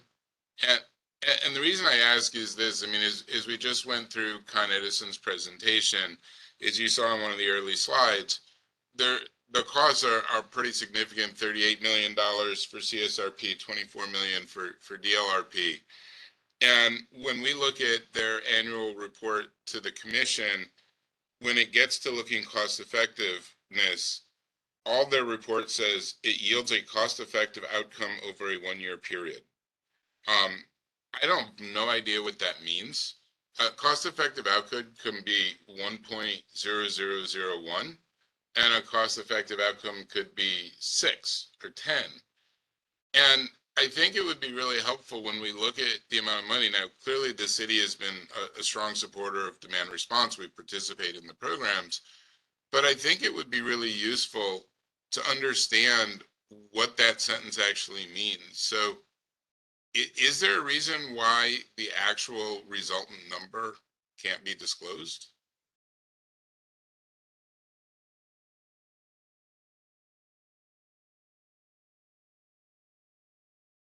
I think part of that's going to have to be, come from our utilities here.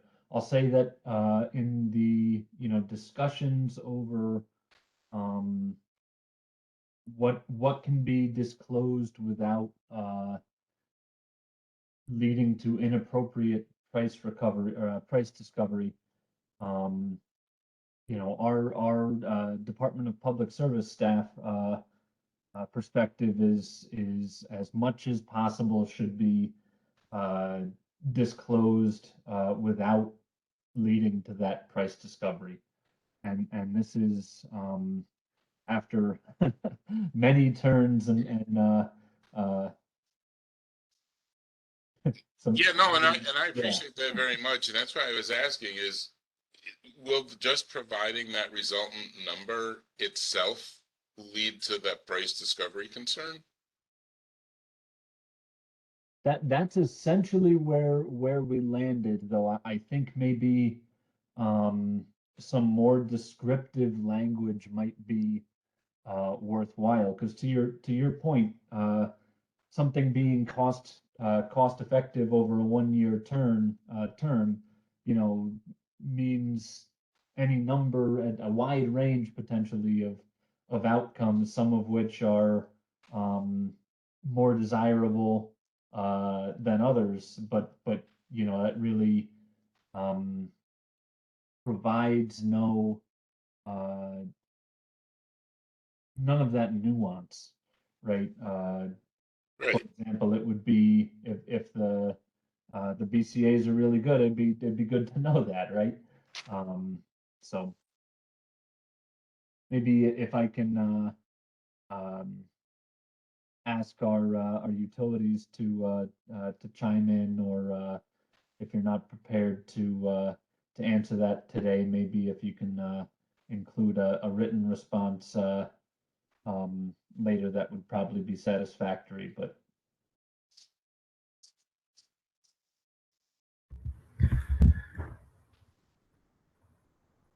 Rob, this is, Mike Smith from National Grid. To speak on this a little bit, I think, staff and the utilities discussed this at length. And as you mentioned, ultimately, I think we found that giving the exact BCA result, even to say like the CSRP program, could be enough price discovery to help someone target a term DLM bid, for example. So I think, in calculating the BCAs for both, it certainly is possible, right? So that's why we don't specifically provide those numbers. But I do think, Rob, as you said, that maybe there is a better way that we can, rather than just saying, yeah, all our programs are cost effective, there may be a better way to sort of compromise between those two. And I think, yeah, it's something we should discuss moving forward. And thanks, Mike. This is Kevin. I mean, I would appreciate that. And again, we're not trying to undermine the efficacy of the programs or to increase the cost of them, but customers are footing the bill for these, and it would be helpful to understand a little bit more what it means that it's just cost effective. Yeah, absolutely. And you're right. Our default, or what we've done is make sure we're not sharing too much, but now maybe we need to make sure we're sharing enough to like you're saying, show customers where their money's going. So point well taken.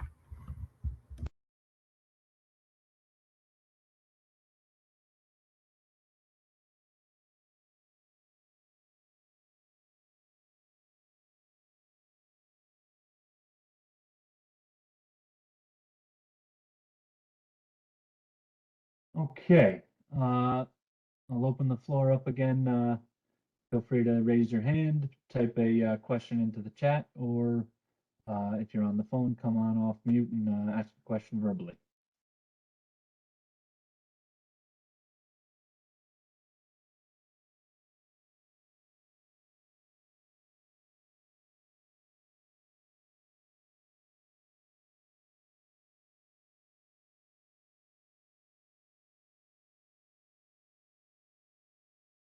All right, I'm not seeing any of those things rolling in.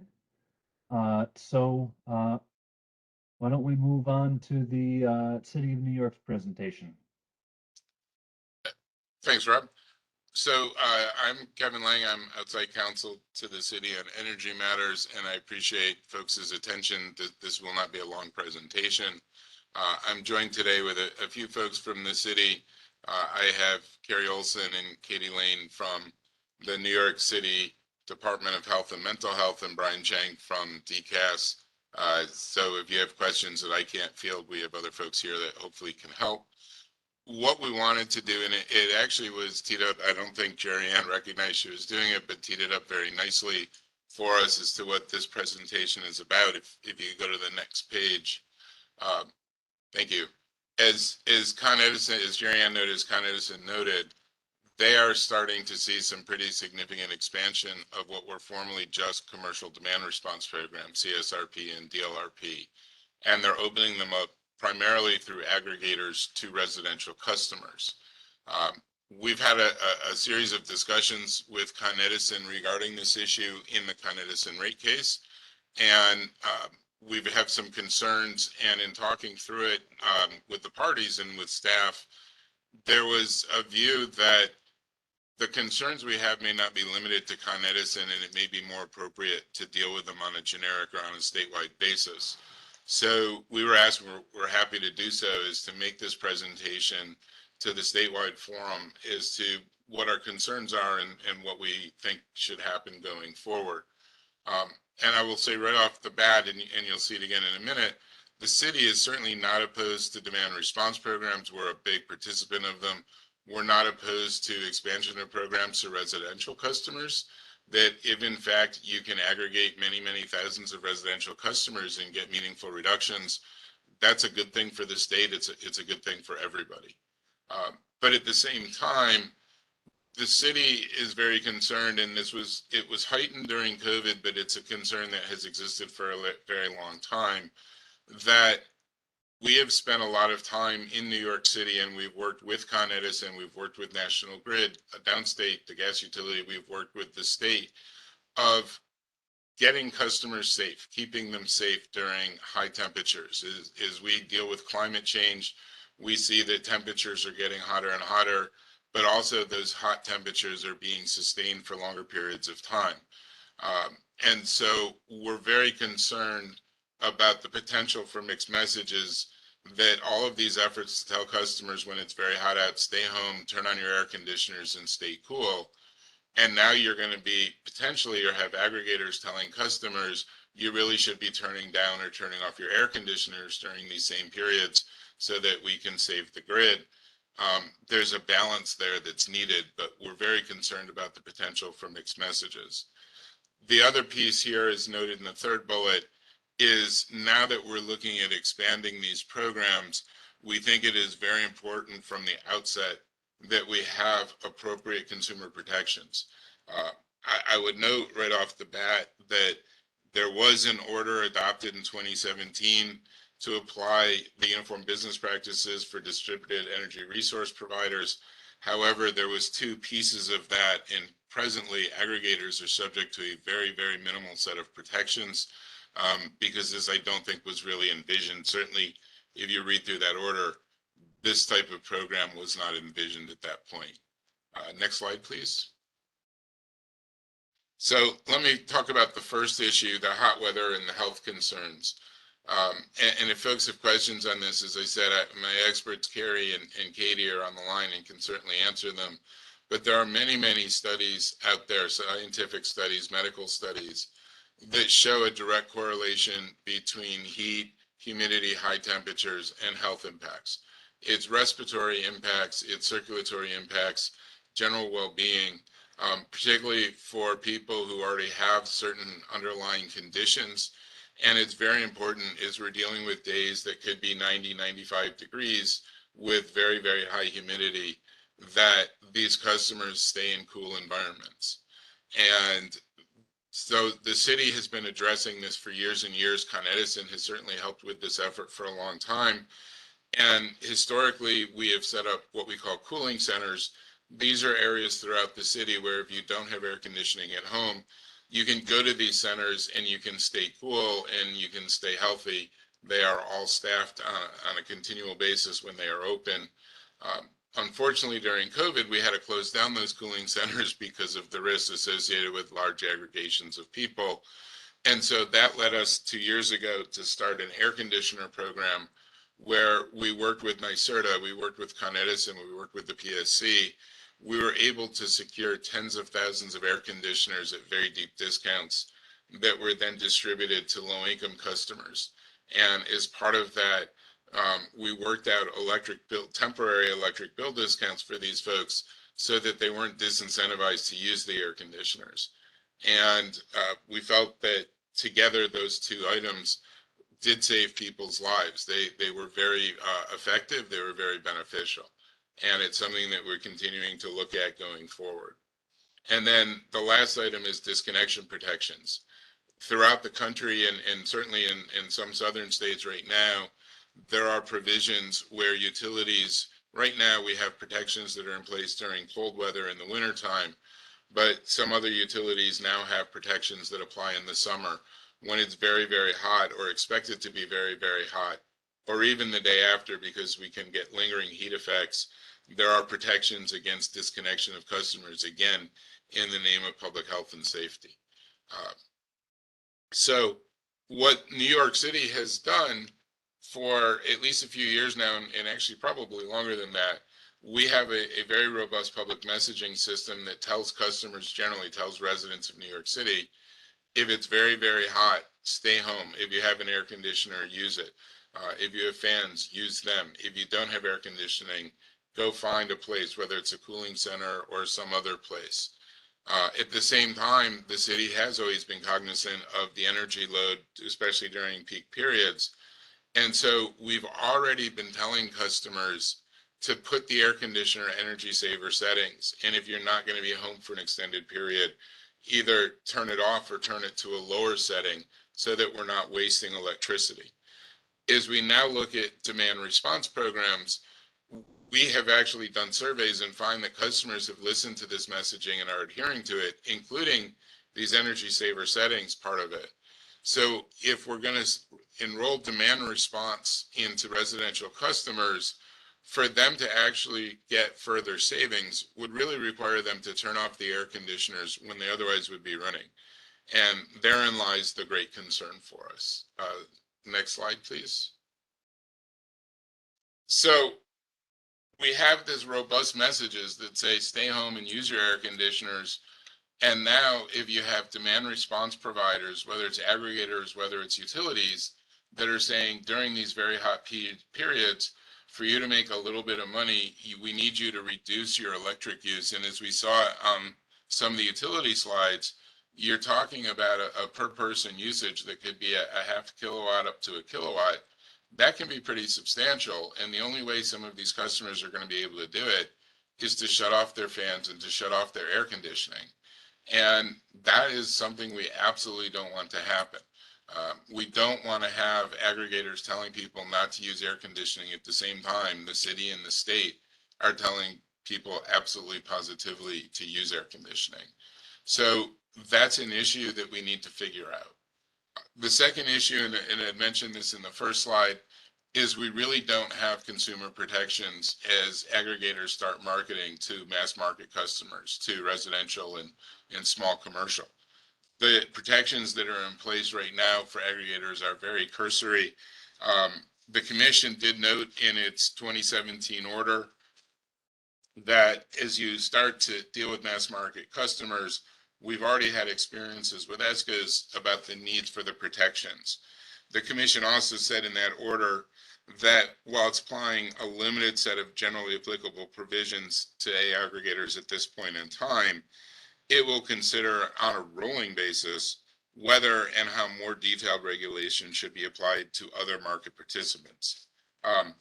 Right now, there are much broader set of consumer protections that apply to DG customers, CDG providers, and the city submits that it's time to expand those rules or make those rules applicable to aggregators too.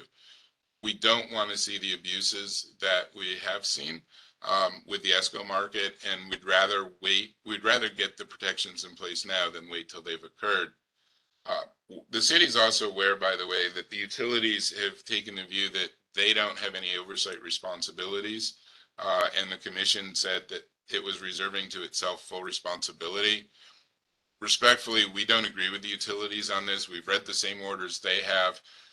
We note that the DER rules are within the utilities tariffs, and the utilities have a responsibility to adhere to their tariffs.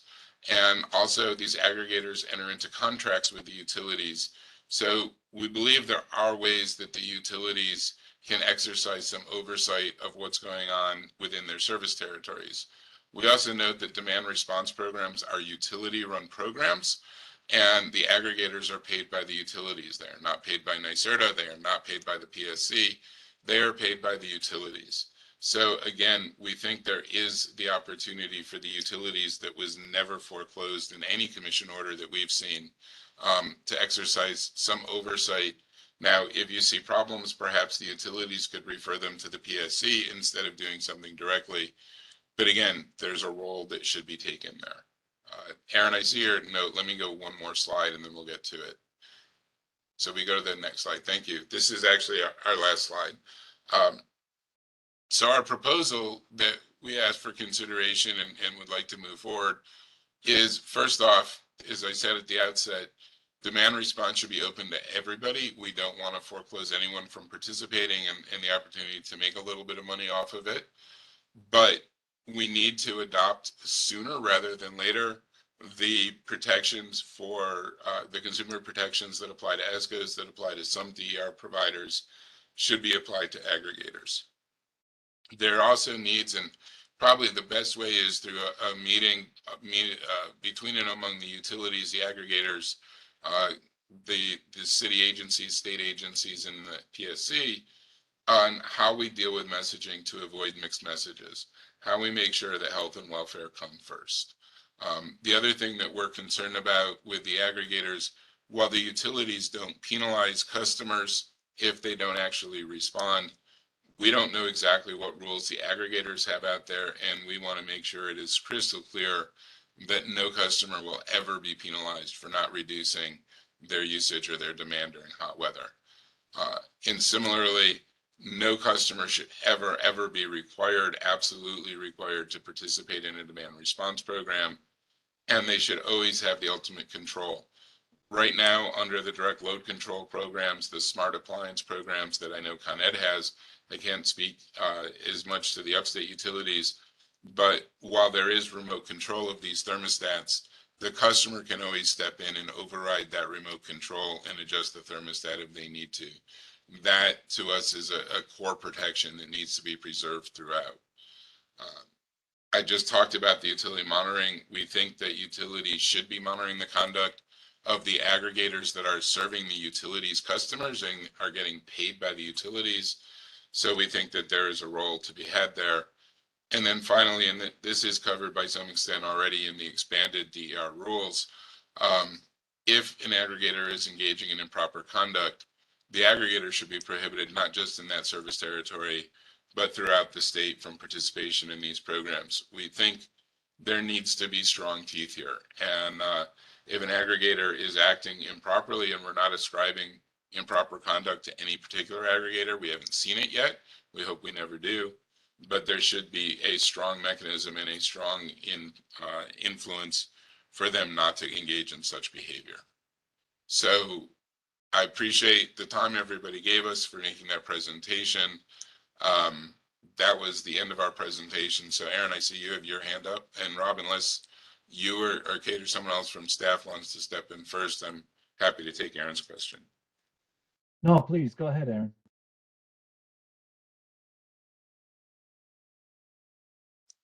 Maybe he doesn't.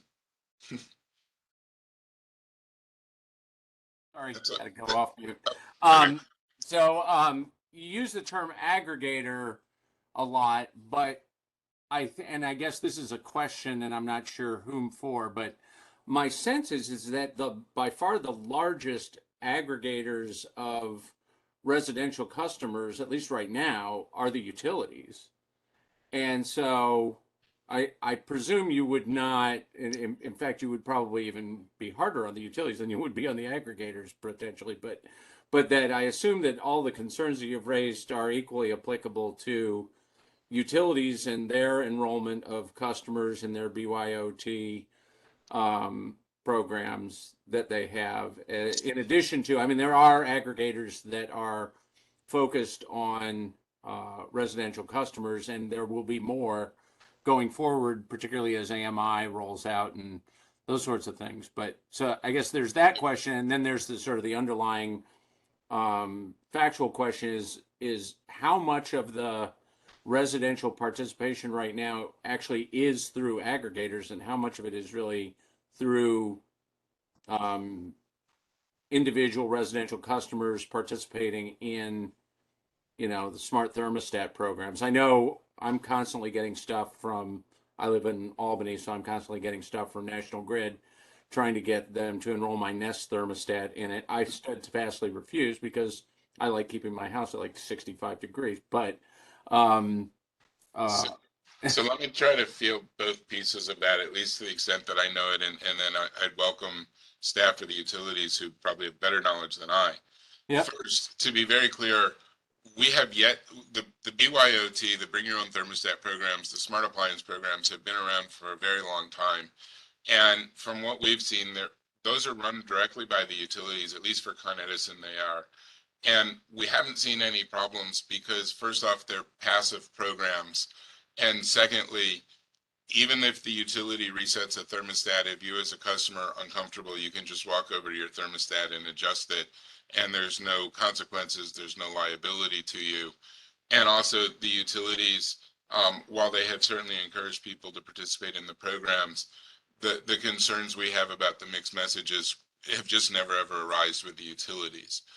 The concerns that we have are really focused on the CSRP and DLRP programs, which up until really, I think last summer or maybe 2 summers ago, no residential customers had ever participated in. My understanding is based on conversations with Con Edison are that at least within its service territory, all of the residential customers in those programs are being enrolled through aggregators. None are being enrolled through Con Edison directly. So the reason we used aggregators is we've been told that is who is enrolling the customers in those programs. Okay, so it's less the direct load control or BYOT programs Yes. as it is the DLRP and CSRP. Right. Okay. And quite frankly, I mean, the utilities have done a good job over time, and we're really not concerned with the consumer protections available as it relates to the utility. Those are pretty well established. And we haven't seen the utilities engage in any kind of abusive or improper conduct. So. And to be clear, you haven't, I understand No, the we caveat. haven't seen aggregators do it, but we know with the You don't ESCO want to. experience, we don't want to wait until something bad happens before we take action. Right. All right. Well, we're not. C-Power is not directly active in the residential space, so I can't really speak to it. But if anybody is, I would encourage them to do so. But I think it would be interesting to know sort of what protections may exist in those programs as well, and just a general concern. I think the very last point that you made on the last slide was. I think the phrase you use, it's got to have teeth. It also has to have due process, right? So sure. And that's why we're pointing to the UBP for DERs, because a lot of that is already set forth in there. Yeah. We're not suggesting we need to recreate the wheel. We think the wheel already exists. We just need to apply it in a way it hasn't been applied yet. Understood. Thanks. Yep. I'll just add, and this is Rob Cully from staff again, for anybody who doesn't know my voice, that I agree with the factual basis of what Kevin just said in terms of the bring your own thermostat programs being run by utilities, and really the concern is the intersection of residential customers that newly have metering capability that conforms with what's needed in the commercial DR programs with AMI. So Kevin, thank you very much for your presentation. I'm going to look through, look for hands up, and if you have a comment, please feel free to come off mute and answer the question or ask the question for New York City. Also, the chat is open and we are looking at it too. So I'll give it a minute or two to see if there's any more comments that come in, and if not, we can open the floor for another 15 minutes for the rest of our time, or we can adjourn early. So first things one more first. question. Sorry, go ahead. Yep. It's Matt, Senator for Kevin. Am I heard? Yep, I can hear you, Matt. Okay, Kevin, great presentation, and in principle, I think you've got some great topics for further discussion. I'd like to add to your list, and you would be in a position to know the downstate gas utilities over the holidays were looking for gas conservation, and they were in a pretty tight bind for gas. And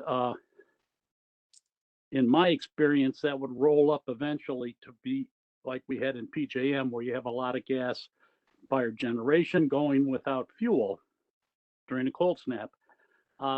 I'd ask you to kindly consider that last public appeal from the downstate utilities and see what government concurrence there was during that event. Did the city invoke its powers to ask people to conserve heat, for example? Did the state? I don't know. Thank you. So I know the city itself actually did respond to those appeals, and it reduced its gas usage. Brian or Katie or Carrie, do you know, by any chance, did the city do anything else in support of the utilities appeals? Sorry. Hi, Kevin. This is Brian Chang from DCAS. So I think, I mean, the short answer is yes. I mean, on sort of two fronts. I mean, one, I think for voluntary reductions, we did send out a blast to all of our facilities, asking them to try and conserve energy and both be mindful of temperatures sort of within, proper health protocols. I think secondarily to that is, we also participate in a number of interruptibles, but I mean, I think that's part of the standard course. And by that, I'm sorry, I mean gas interruptible programs. But Matt, we don't have the right people at this meeting to comment on what we did in terms of supporting the public appeal to the general public. Oh, okay. Yeah, sorry, I was speaking more on operations level. This is Carrie Olson from the health department. The only thing that I would add is that I think it's a good point that the residential concerns would be similar to the ones that we were outlining related to the heat in the summer, because of course in the winter in a residential setting, we need to have people be safe and not too cold. And that's actually backed up by regulations and laws related to minimum temperatures in the winter months. And thank you for that. So Rob, I actually had a question for staff. Just in terms of next step, what would be helpful here? Should we file something with the agency on this? Would this be a topic of a future meeting of this group? What's the best way to proceed here? Yeah, it's a bit of a tough one because we certainly have the need to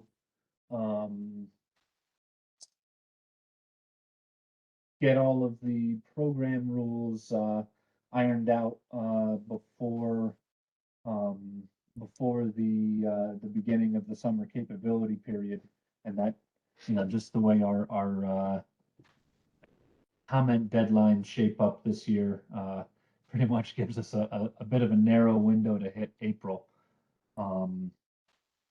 So just speaking, candidly, I don't know if this specific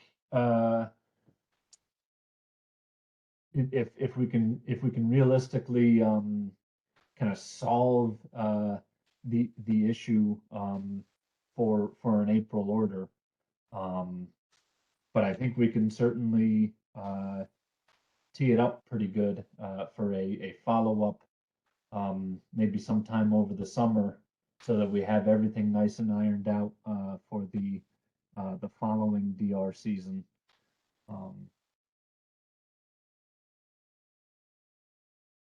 So I'm not sure whether that's better for a separate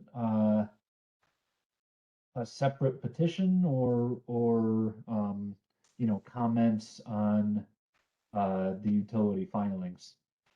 I guess I don't really see a significant benefit for telling you to do one way over the other. Okay. Yeah, I guess our only concern was just this issue isn't really teed up through the filing. So from a notice perspective, is Tom Boyer the right person that we should chat with in counsel's office on this? I think Stephanie McDermott, who's our okay. counsel on DR matters at the moment, and happens to be on the call, is probably the best bet. Okay. We'll follow up with her then. Great. Any other questions, comments, concerns? We do have a couple of minutes of one or two wrap-up slides, but Rob, there was one in the chat that just came in. Thank you. All right, so from Jeff Handler, I'll just read this out. Can utilities that have enabled residential participation directly in CSRP and DLRP programs provide efforts to create equal awareness of residential demand response choice options, whether BYOT or direct market participation in CSRP or DLRP? Boy, that was a long sentence. Let me try to parse that out a little bit. So I think what he's asking in that first question is there equal awareness of the various residential demand response options, whether it's You ready? BYO. Sorry, go ahead. Oh, sounds like I just someone not on mute.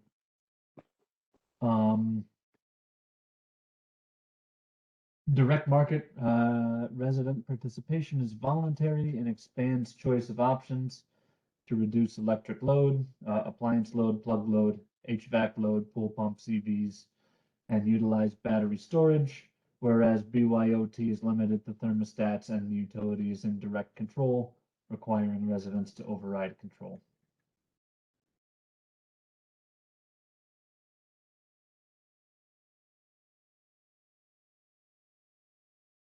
So I guess I'm struggling a little bit to understand the question. Jeff, can you maybe clarify a little bit? Sure, I have a bit of a cold. Sorry, that's why I've been using the chat. But we can hear you just fine. So okay, yeah. It's to be clear is that there's different options and choices available for residents that are now have been empowered by utility investment in AMI meters, which is great, and it opens up the choice of all different types of electric load to reduce, not just thermostatic load. There's appliance load, there's smarter appliances, the smarter home energy management systems that now have Energy Star certification. There are plug loads. There's homes that have pools. There's homes now that have battery storage, EV charging that can be derated during DR events. And all these types of choices are now available that the meter is able to capture, and it's all voluntary. And residents just don't know they have that capability, that they now have that power to make those choices, to make those reductions, and play an active role in combating climate change. And it's also a role that is now available to all service classes in those utilities that have provided those AMI meters. So somewhat of a environmental type of equality here that's now available to residents that wasn't before, which is a good thing. All for Kevin's requests of having uniform business practices in place. We're a subscriber of DER UBPs, and I think that's a great thing to do. But nonetheless, the messaging that is out there today is not out there, we feel, and that there are other options or other choices for residents to participate and be made available. And we think that's a very valuable message of choice and equality for residents in the mass market to be aware of. Another example would be, the marketplace stores the utilities have provided. That could be an area to enable awareness of, packaging energy efficiency appliances that now are smart. For example, smart laundry machines, dryers, refrigerators that are able to utilize less kW during demand response hours, that really exists now from major OEMs in the marketplace without even touching HVAC. That could be very valuable to New York as New York transitions to electrify pretty much everything. So we think this is a important piece for staff to be aware of, is having equal choice and awareness of what's available.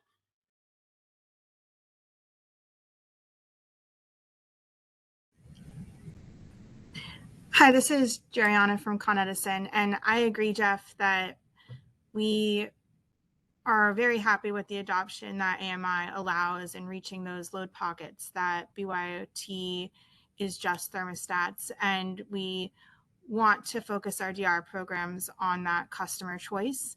In the past, we've focused on BYOT as the residential option for customers because that was what was available. As we move forward and see more adoption of residential customers enrolling in the program, the company will continue to focus on our efforts to engage those customers in all of our DR programs, and we are working on how we're going to be communicating that choice to our customers as well. So that's also on our mind, Jeff. So thank you for that. Thank you, Jeriana. Appreciate your comments.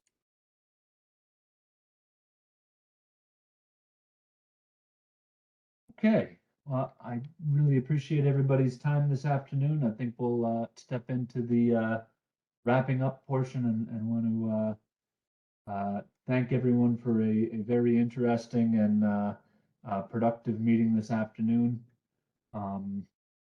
Thanks to our one of our commissioners, Diane Berman, for joining in as well.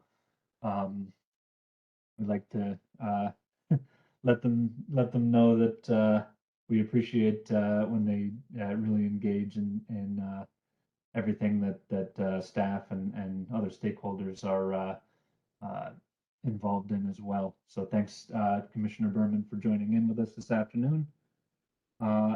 Any other questions, please feel free to type them into the chat, even though we are essentially out of time for the rest of today. Anything that we don't get around to this afternoon, we'll capture and have the utilities answer. And I do believe there's a couple of other homework questions that will ask the utilities to